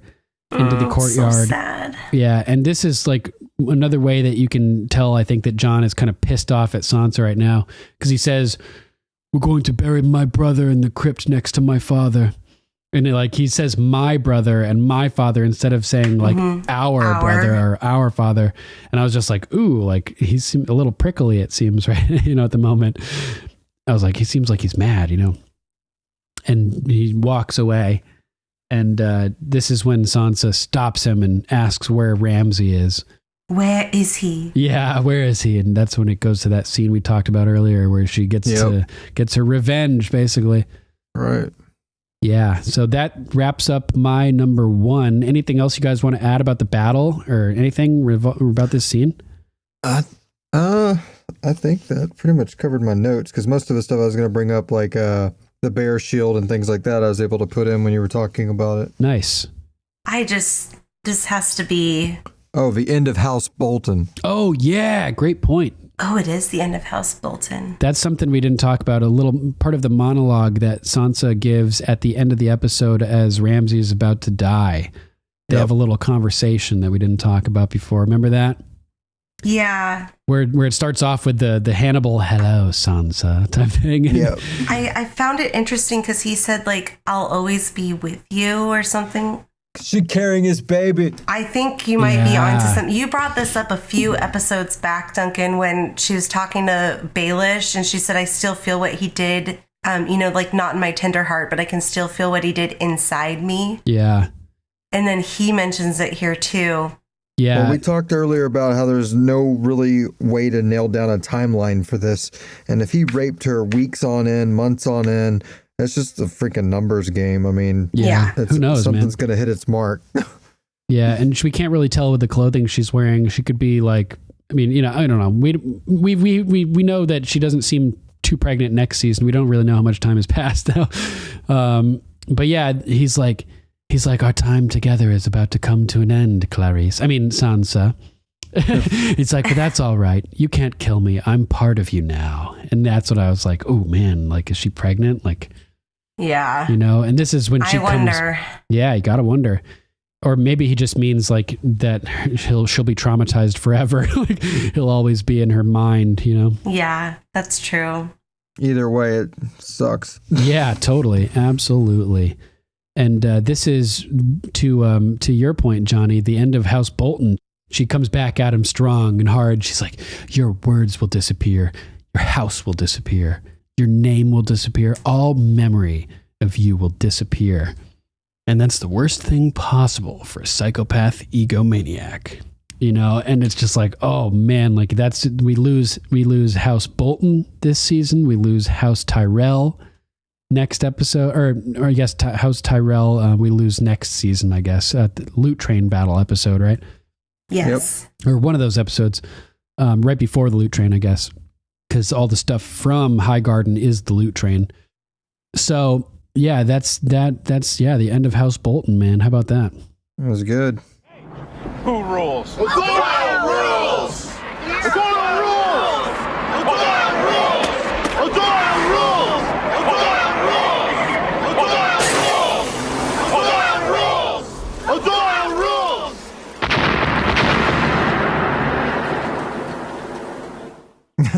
rules! Good riddance. Yeah, finally. Finally. So who's going to get the Dreadfort? Maybe Bronn can get the Dreadfort.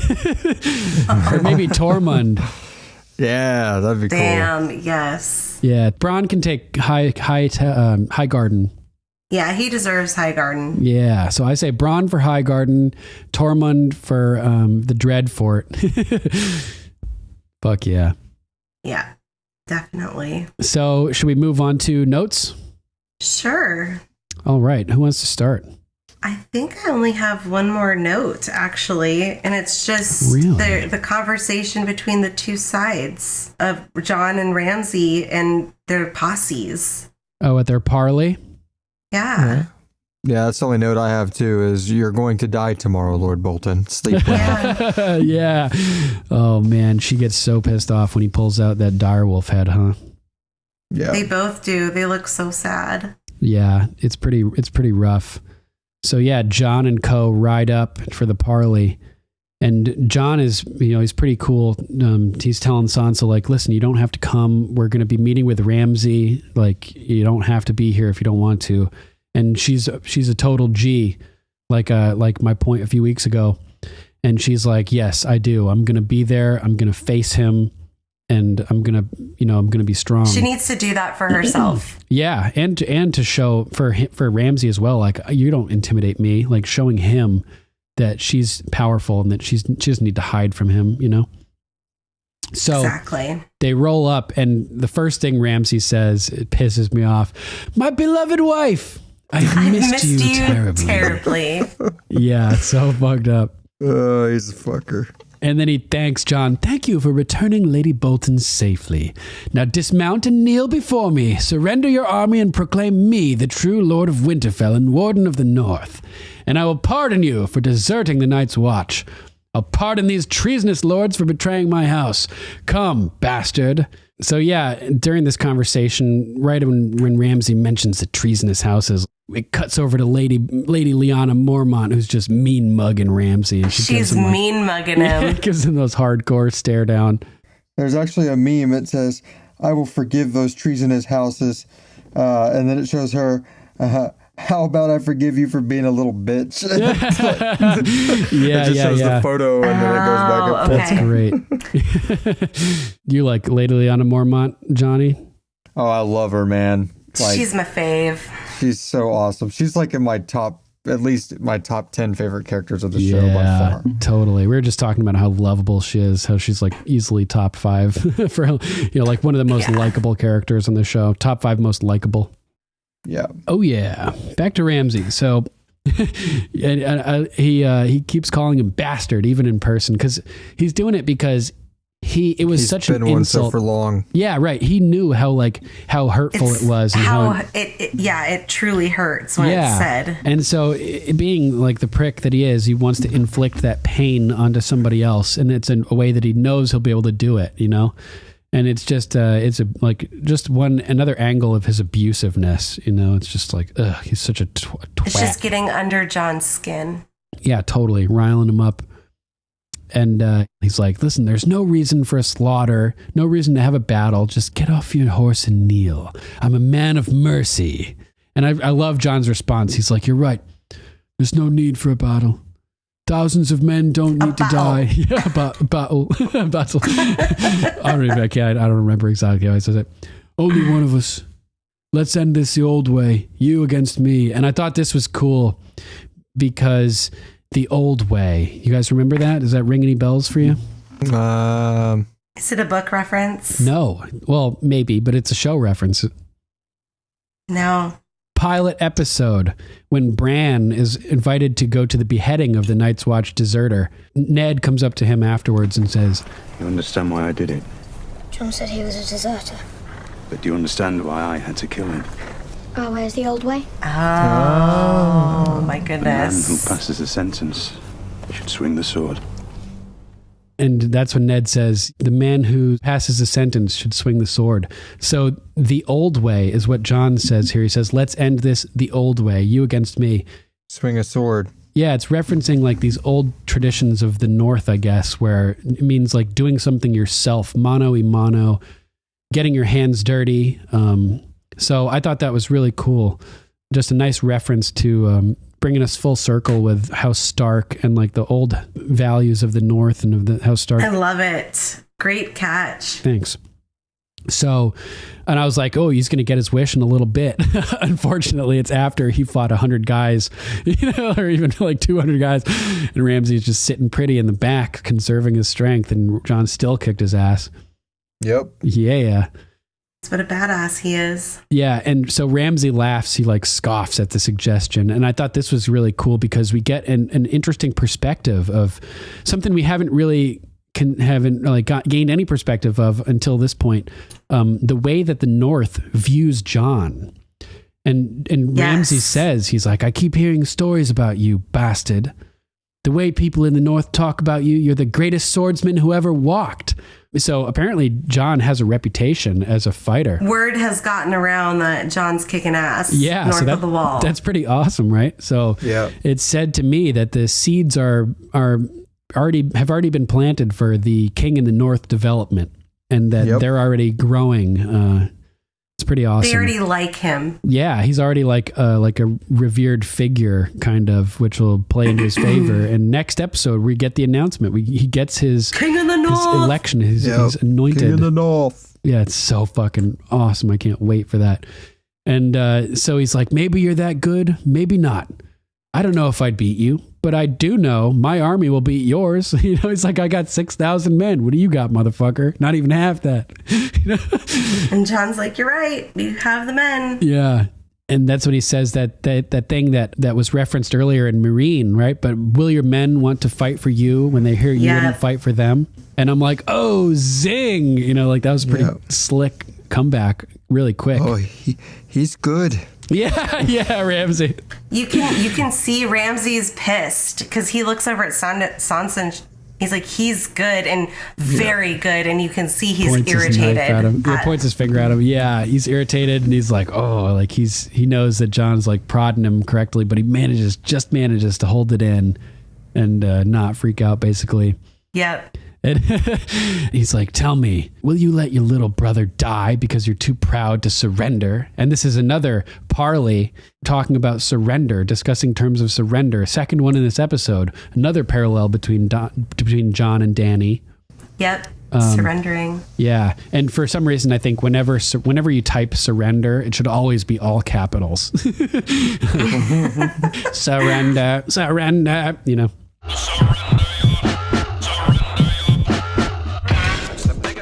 So Sansa's like, well, how do we even know you have Rickon? And Ramsay just like deviously smiles like the Joker here. He's just like, like so like cruelly and like smirks. Talk about a face that looks like a bag full of crushed up assholes. Yeah. We knew you were going to ask this. Yeah, he's all ready for that. He just like kind of nods at Umber. And the small John pulls out Shaggy Dog's head and tosses it on the ground. And Ramsay starts talking again, but dead direwolf is just too much for Sansa. She's fucking done with this at this point. She's just like, like losing Lady is probably still fresh in her mind. She just all of these horrible, like things like of everything that you could do. Killing the kids' direwolves is like, it's bad, and that's it's just like killing a part of themselves. Yeah, and that just it just rubs it in. It just shows you like how Ramsay is just like even worse than I mean, he didn't kill Shaggy Dog, but he's parading it around and everything like that. And so Sansa's just like had enough, and she's just like, oh, Doyle, I got a feeling your whole family's going down. She starts pulling her horse around and she's like, "You're going to die tomorrow, Lord Bolton. Sleep well." Sleep well. Yeah. Such an epic moment. And she's just like, "I'm out of here." And she rides off. And you're right. This is when Ramsay talks about how he's looking forward to getting her back into his bed and feeding them to his dogs. Yeah. Yep. They're ravenous. They haven't fed them in 7 days. What'll they eat first? Your eyes? Your balls? We'll find out soon enough. So weird. Yeah. Your balls? Why are you thinking about other guys' balls, dude? Yeah, that's weird. He's just weird, man. Yeah. Maybe because he knows that that's something that guys would worry about losing the most, so he says it just to trigger their worst fears. I guess so. Just to trigger their worst possible fears, maybe. But yeah, so he's like, "Yeah, in the morning then, bastard," and rides off. And John is just looks down at the dire wolf head again. He's just like, "What the fuck?" Oh, there's one other note from the conversation with John and Sansa talking about Ramsay and how she has information that he might like and that might provide him some insight. And she's talking about him. She's like, "I know that how he likes to hurt people and how you think he's going to fall into your trap and he's not." And she says, "He's the one who lays traps." And I just thought that was so creepy.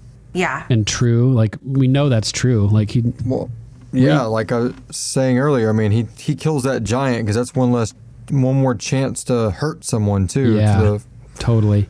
It's so fuckery. Fucked up. Fuckery. Fuck all the fuckery. So yeah, it looks like that's the end of my notes as well, actually. Awesome. Cool. Overall comments for this episode? Epic. Yeah. Fucking epic. Yeah. How does this rank in terms of all-time greatest Game of Thrones episodes? Johnny, you talked about it a bit earlier. Yeah, I would say it's probably my favorite. Yeah, it's my God, it's up there. It's the one that whenever I show somebody the show that's never seen it, because I mean by the time they get here it's okay, even if they remember, I've shown people this episode and they go back and start from the first one. Nice, that's awesome. Yeah, I've never actually shown anybody anything from this episode. I don't think I've shown people the mountain and the viper scene. I've shown people the part where the mountain crushes the guy's head, the drunken the drunken guy talking about Cersei's shame walk and he just smashes it against the wall. I've shown people parts of Hard Home. Yeah, this would be a good one too. I think, what about you, Lady Rachel? How do you think this episode stacks up in terms of all-time greatest episodes? I want to say it's in my top 2, maybe top 3. Loot Train Battle for me was a mind-blown experience. Nice. Yeah, that's got Braun. Yeah, Braun. Fuck yeah, I would dude. say it's I would say maybe Loot Train episode and Battle of the Bastards episode. They might be tied for my favorite, just for different reasons. Nice. For me, this is up there as well. It's really, really hard for me to pick favorites for anything, but I think that I may actually have a favorite episode of Game of Thrones.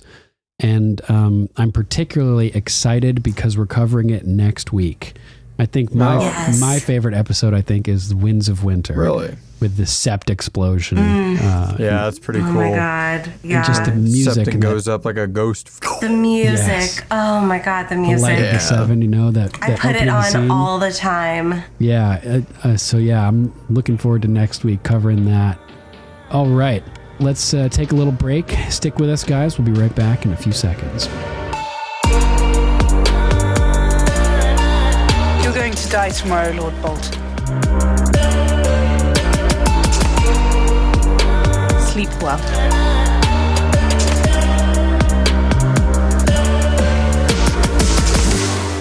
And we're back with some Game of Thrones in history. Just a couple little things to cover that were historical references from this episode. Like we mentioned throughout our coverage, one was the Greek phalanx, where they used the ancient Greek tactic with the shield wall with the spears protruding through it, as we saw in 300. And then there's just the formation of the armies was sort of remindful of like a traditional war, basically. Like the Mongols lined up in straight lines to fight the Chinese, the Revolutionary War. This is how wars were fought. You find a field, you line up your guys in straight lines and you go at it, basically, which is pretty funny. And I also thought that like sort of having Jon Snow riding around in front of the army alone by himself sort of reminded me of George Washington a little bit, which I got a little kick out of. He was famous for riding around in front of his troops during the fight and encouraging them to continue fighting and to not lose faith and everything. And nobody wanted to see George Washington die as he's running in front of them through the crossfire. So when he would like ride past, they would look down and divert their eyes, so they wouldn't see him get shot or something. Yeah, and then the other part was the military maneuver that Jon intended to use, but was foiled, and Ramsay actually used, which is the double envelopment or the pincer move, and it was successfully used by Hannibal against the Romans. It looks like I've looked it up here. Nice, good call, man. 216 BC. Kick ass. And who is Hannibal? What kingdom was he from? He used it against the Romans. Let's see. Military commander of Carthage. Yeah, there we go. Pulling it up at the same time. Nice. So he was a general and statesman from ancient Carthage. Oh, yeah, and if you go through his little profile, it talks about it right there. Cannae and 216. Is that how you'd say that? That's the battle where he used it, the first time he used it. Oh, Cannae? Yeah. Interesting. So, that's pretty cool. Yeah, totally. Good catch, man. Really good call. I was unaware of that. Cool. You guys hear that? What was that?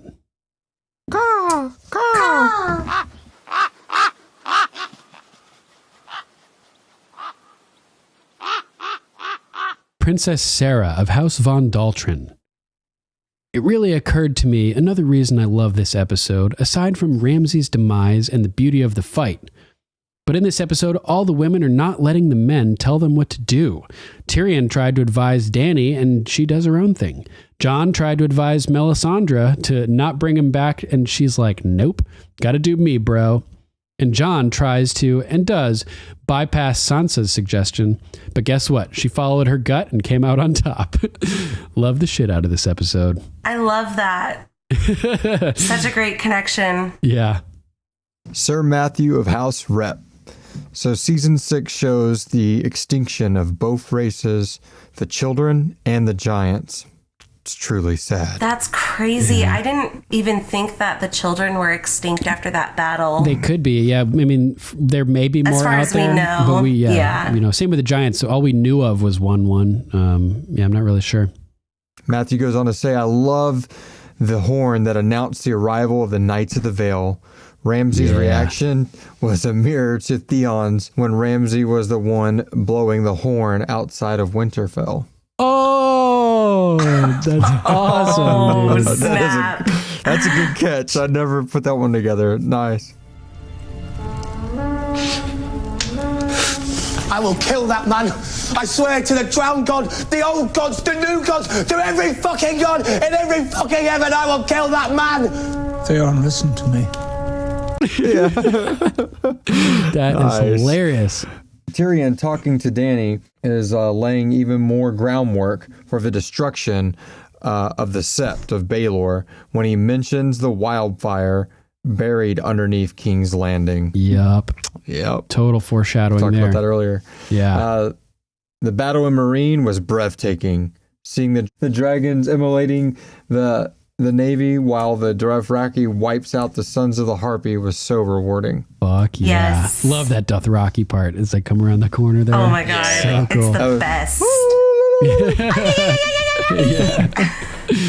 Lady Sarah of House Larkham. This episode was awesome and epic. I love the face-off before the battle with Ramsay, where we see Lady Mormont give Ramsay the best crazy stare-off. Yeah. Sansa giving Jon how it's really going to be with Ramsay in the tent, that they won't be able to save Rickon, and Ramsay wants you to react and go first was good advice. I wish John would have listened to her. Yeah. It foreshadows her and John clashing about things in the first 2 episodes of season 7. When John and Ramsay were fighting one-on-one, it brought me straight back to the scene where Rob and Jamie challenges... Probably to the scene with Rob and Jamie, period. Jamie challenges... Period. Yep, that's what I was thinking. Okay. It brought me straight back to the scene where Rob and Jamie... With Rob and Jamie? With Jamie, Rob? Jamie's there twice. Yeah, I think there's like a period after the first one. Yeah, and then, it's with Rob and Jamie, Yeah. period. Sorry, I physically correct her grammar because it drives me crazy. yeah, it's insane.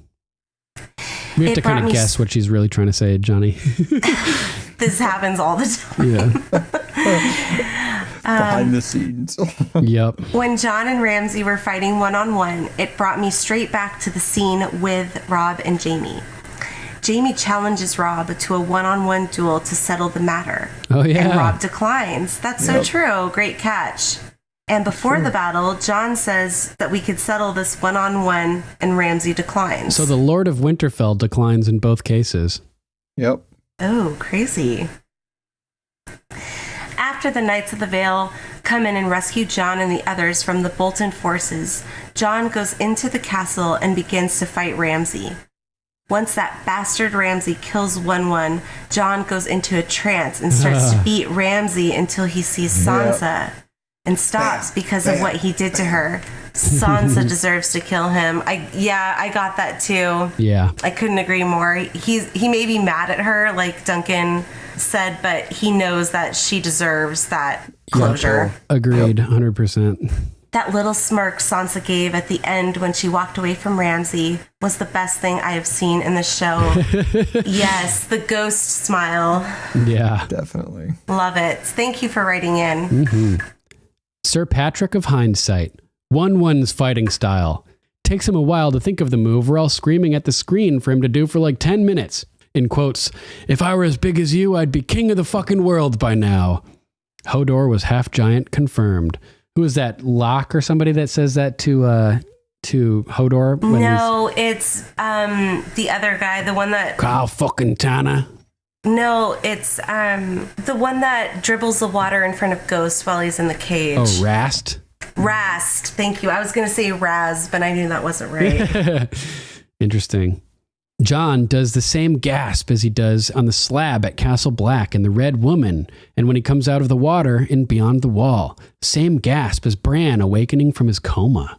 In its original sense, a shaggy dog story, or yarn, is an extremely long-winded anecdote characterized by extensive narration of typically irrelevant incidents and terminated by an anticlimax or pointless punchline. Shaggy dog stories play upon the audience's preconceptions of joke-telling. The audience listens to the story with certain expectations, which are either simply not met or met in some entirely unexpected manner. A lengthy shaggy dog story derives its humor from the fact that the joke teller held the attention of the listeners for a long time. Such jokes can take 5 minutes or more to tell for no reason at all, as the end resolution is essentially meaningless. So that's like the joke about Shaggy Dog is like the whole Rickon plot and everything like that is just a giant Shaggy Dog story that ends in nothing and was pointless the whole time. It's really pointless story. Yeah, it's so funny. I love it. Good job. I don't even think Rickon has any speaking roles as an older version of himself. Yeah, he didn't say anything in his return. Interestingly. Wow. Sadly. Yeah, brutal. Lord Brandon of House Ushry Hill. What I don't understand is why didn't they build a big ass bow catapult, the one they used on the wildlings on the wall? That could have taken out half of Ramsay's forces down. I'm just saying. P.S. Why didn't you zigzag? Facepalm. Zigzag. He's got like 10 facepalm emojis. Facepalm. Serpentine, motherfucker. Zigzag.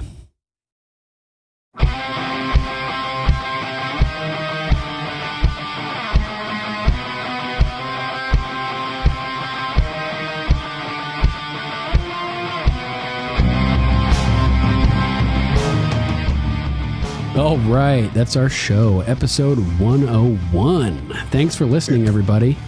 Yeah, Yes. thanks, everybody. Thank you. Thank you so much, Archmaester Stitches, for joining us tonight. We Yeah. love having you on. Big thank you. And I love being here. It's Johnny Stitches, run! And a huge thank you to John Bailey, the epic voice guy from the Emmy-nominated Honest Trailers, for announcing our show. Booze. If you'd like to donate or subscribe to support us, you can go to paypal.me/GOMPodcast or patreon.com/GOMPodcast to donate an amount of your choosing. There are links to both at gameofmicrophones.com. Doing some online shopping? Go to gameofmicrophones.com and click our link to Amazon. As an Amazon associate, we earn from qualifying purchases. Any contribution you make helps secure the continued existence of Game of Microphones. Yes. Yeah! We'd like to thank our patrons, Sir Matthew of House Repp, Lady Lucy of House Roberts, Lady Candace of House Tews, Lady Teri of House Theodore, Lord Jeff of House Allen, Lord John of House Grilz, Sirenicide, yeah, and Luke, the Low Duke. We love you guys. Thank you so much for your continued patronage. Thank you, guys. We love you. And make sure to check out Sirenicide, the serialized horror drama podcast featuring me and Archmaester Stitches. Yes. Just go to Sirenicide.com and download it wherever you get your podcasts. Speaking of Sirenicide, this song is Solace Moon by Sirenicide. Why don't you tell us a little bit about what's going on with Sirenicide right now, Johnny? All right, so the cool thing about being a big Game of Thrones fan, I actually, and this is breaking news on the Game of Microphones podcast about Sirenicide, we were originally going to launch our 4th season a little bit earlier, like in the midsummer, but we've pushed it back to the fall. One of the main reasons is because I would have to write, almost all the writing of my scripts would be finished before Game of Thrones airs. And I actually want to see how they wrap up all these characters, because there's a lot of characters wrapped up in my 4th season of this show. Ooh, and I'm just kind of curious to, like we were asking earlier, like, where's Sansa going to be at the end of all this? So I sit there Looking and I for ask interesting myself, inspirations? Exactly, because there's not a whole lot of shows that have this many characters with so many different things going on, and you get to see how they end. That's really interesting. You know, if The Walking Dead would have ended like 4 years ago when it should have, then we'd be able to see that, you know. But this show has just done such a great job of building up all these characters, and I just want to see how they all kind of go out. Yeah, to pull, you know, just inspiration from. I mean, we got most of it outlined, so I got a pretty good idea of how it's all going to go. But it's going to be nice to be like immersed in these scripts and writing them as this stuff's on TV. Like, oh wow. I didn't even think about doing something like that. That's really cool. That's a cool I could, idea, man. man. Try something like that only this way. Because I mean, they're two totally different worlds. Yeah, but totally if you different. haven't checked out our show, it's completely listener funded. It is a heck of an undertaking by 6 individuals that work their asses off, including me, my wife, my best friend from childhood, his wife, and 2 of my ex-bandmates. And a lot of volunteers, too. And a ton of volunteers, like Sir Duncan. He's done an amazing job as Malik, our mayor of Morrison, and he doesn't even know yet, but he's got a hell of a 4th season in store for him. Oh my God. He's got some major roles coming up. Shit. But we're really excited. It's going to be our first time ever doing week to week. We've always been a bi-weekly podcast, but the final season will be 16 straight weeks. Oh, it's going to be a final season? Yeah, it is going to be the final season. Oh, man, I didn't know that. So, that's crazy. Yeah, so again, that's why I'm studying. I want to study Game of Thrones a little bit. It's a good time that if you haven't checked the show out yet, to get on there. Season 3 just wrapped up, and we're in the middle of the off season, so we got some mini episodes, behind the scenes episodes out there. So it's a good time to be able to go back and start at season 1, episode 1, and work your way all the way up through. It is a serialized show, so the serialized content will end on episode 416. Damn. Wow. It's a wild ride. I highly recommend it. It's not a bad goodbye, though. I just want somebody like, oh, I don't want to check it out if it's going to be right over. We're doing our damnedest to pull a Breaking Bad. That's been our main influence for it to make sure that it ends and it feels like, oh, wow. Damn. Not like, oh, man, they left it like Deadwood or something where you leave them hanging. And it's perfect because the final episode is going to air on 12/31/19. So New Year's Eve of perfect vision of 2020. Because for those who don't know, we actually run a fictional congruent storyline.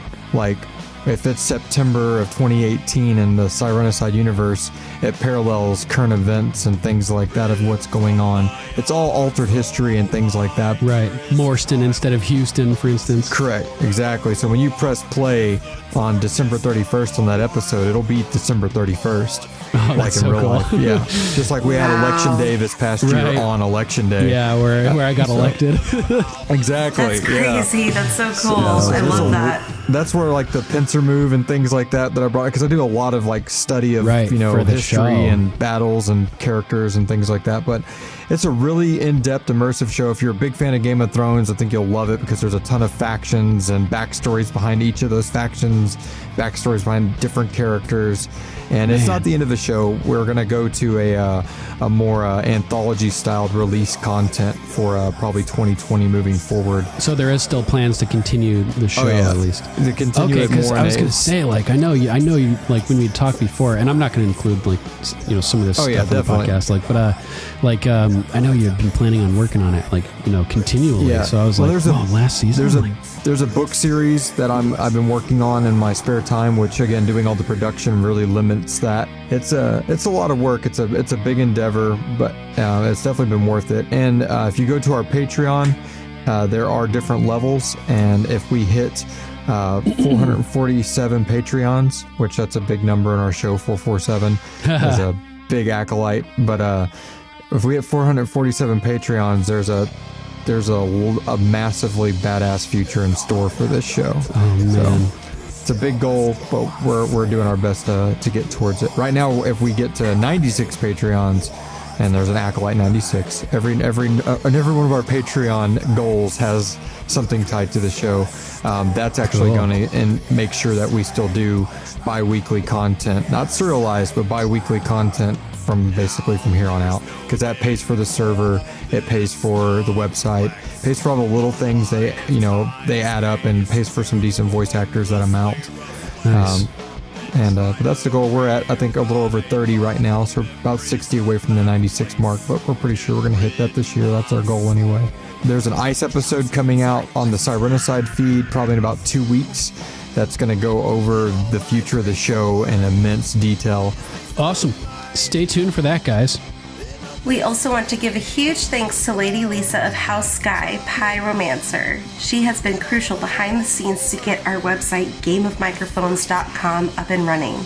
She is also such a gifted artist. Oh my God, you guys have to check her amazingly illustrated children's book, The People You May See, available now on Amazon.com. And I actually just got my copy. I'm so excited. My son loves it. I love the illustrations. I love the explanations.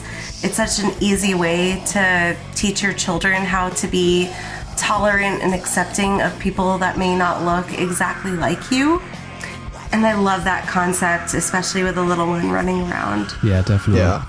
I actually purchased the book from her last month, and it came in. Nice. The same thing. I sat down and read it with my daughter. I mean, my he's a lot older now, so, he's 11, 12. He's a cool kid on the verge of puberty. But my daughter, she's just 6, and we went through it, and it's really cool because she's, seen a bunch of my metal friends come by and do voices and stuff for our podcast. They'll have like multicolored beards or piercings. So I love that page where she's got all that going on. Oh, the guy with like the candy cane beard. Yes. Like cotton candy beard is what my daughter said. Or cotton candy. Yeah, that's what I meant. Yeah. And she also talked about two people being brought together by something. I started talking to her online after us both being on the show, and she went into the Sirenicide Facebook group, the public one, and she did a fan art drawing of the creature from Scaries on the Wall from our show. Yeah, it was so cool. And it was badass, man. That's she so is awesome. so talented. It's She so is awesome. an amazing soul too. Just her vibrancy and her life. It's very infectious. Yeah. Good new friend. Thank you, guys. Absolutely. We love you, Lady Lisa. Mhm. You can check out all of her work at fineartsbylisa.com or on Instagram and Facebook.com/fineartsbylisa. Next episode, we'll be covering the Game of Thrones Season 6 finale, Episode 10, The Winds of Winter. Give it a watch and send us your thoughts. We'd love to read them on the air. If you'd like to call us, you can reach us at 813-JOFFREY. That's 813-563-3739. If you would like to write in, you can email us at ravens@gameofmicrophones.com. What? Check out our Facebook page at facebook.com/GOMPodcast. Imp slap. You can also listen to Game of Microphones on YouTube, BitChute. Damn it. Yeah. Just search for Game of Microphones. Find our channel. Likes, comments, and shares are always appreciated. A Lannister always subscribes. Oh, damn. Nice one. That's honest trailers. I can't take credit for that. Subscribing is coming. That's great. Yes. We're also on Twitter, Instagram, Gab, and Minds at GOMPodcast. And we're on Tumblr too at Game of Microphones. All right, that's our show. Thanks for listening.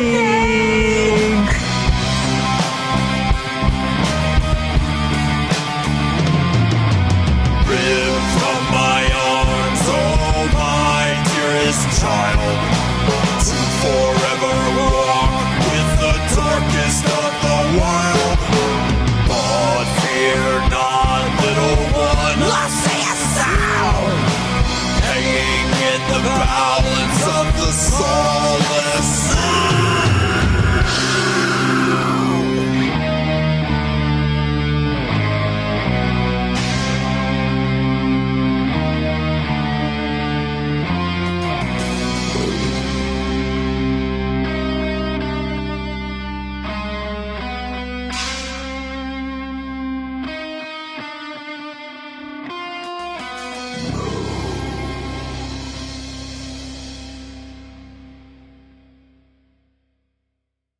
You don't have to be here. Yes, I do. My beloved wife, I've missed you terribly.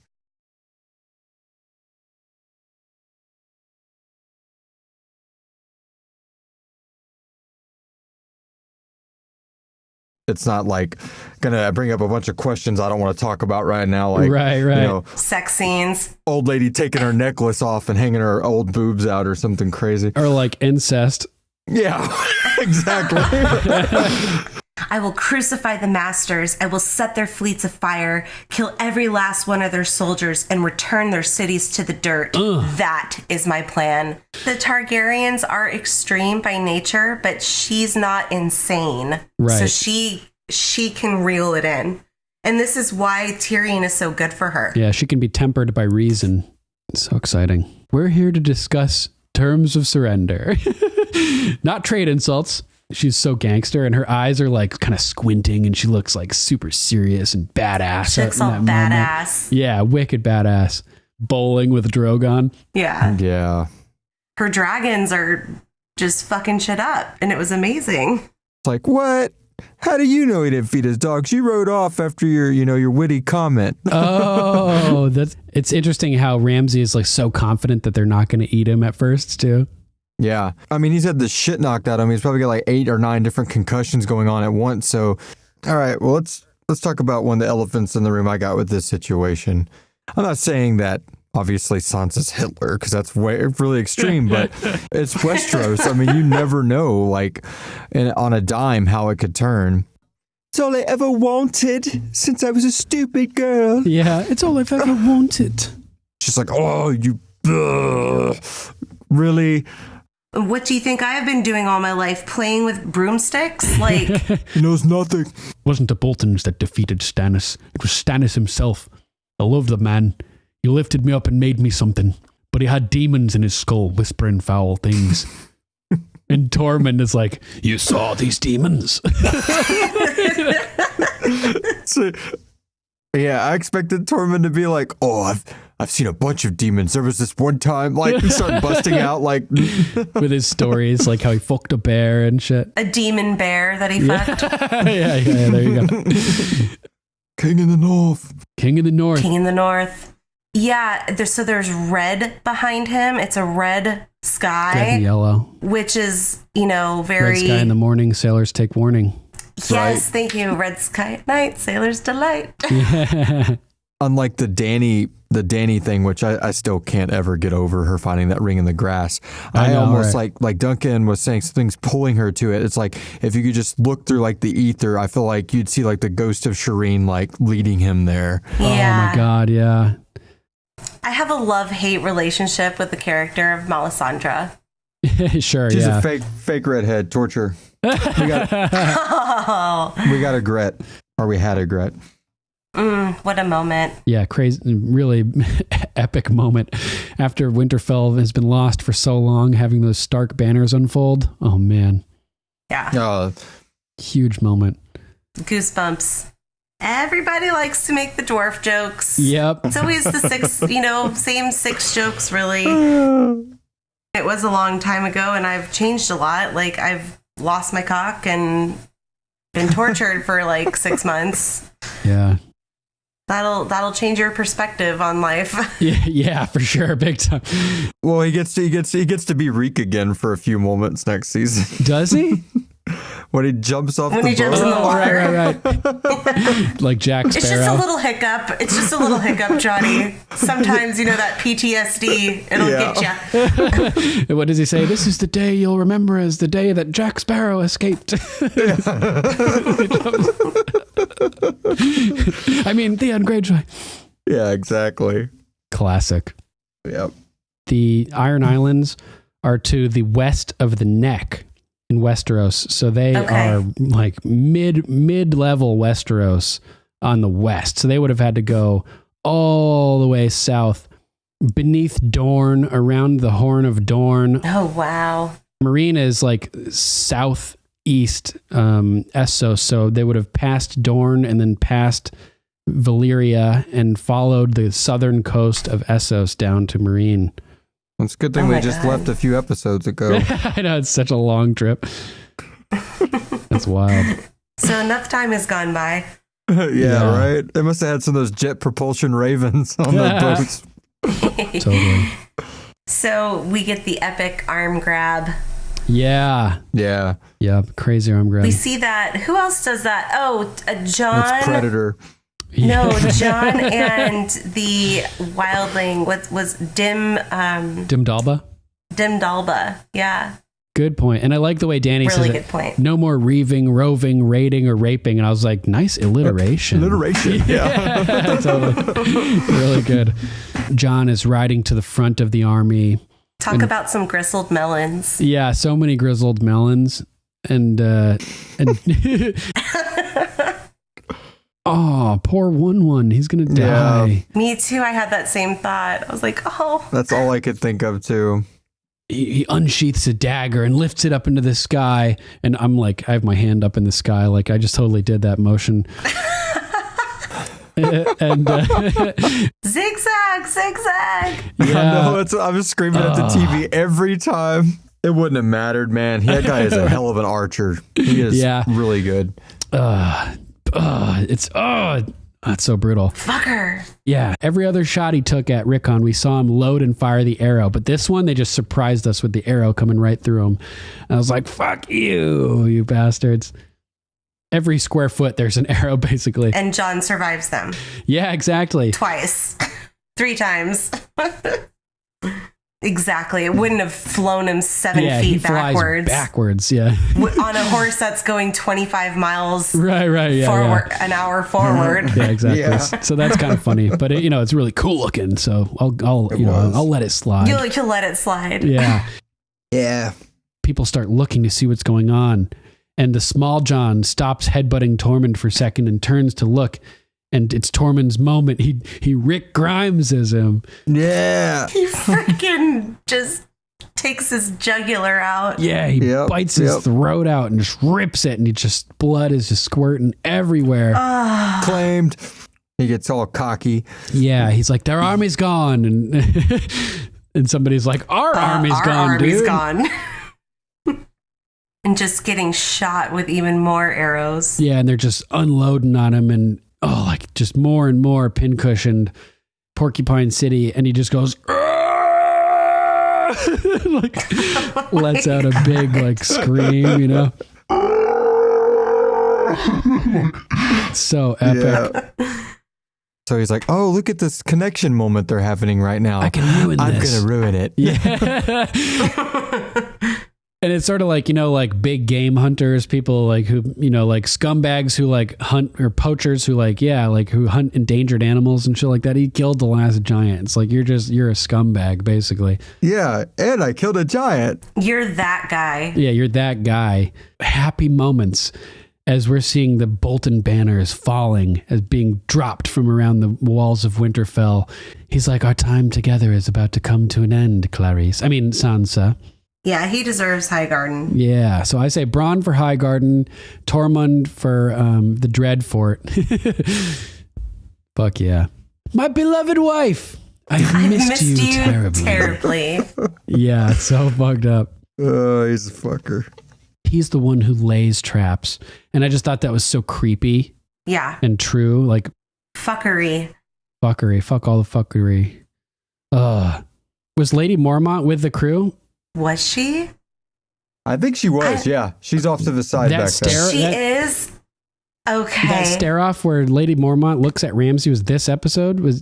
I missed that. Fuck me. Yeah. Dude. No, yeah, it is. Yep. There she is. She's on a white horse. Fuck. How did we miss that? How did we miss that, Duncan? Oh my God. I feel so stupid because I've seen it 100 times. All right. Well, let's talk about one of the elephants in the room I got with this situation. I'm not saying that obviously Sansa's Hitler, because that's really extreme, but it's Westeros. I mean, you never know, on a dime, how it could turn. She's a fake redhead. Torture. We got a Gret, or we had a Gret. Creeper status. Awesome. Nice, you guys.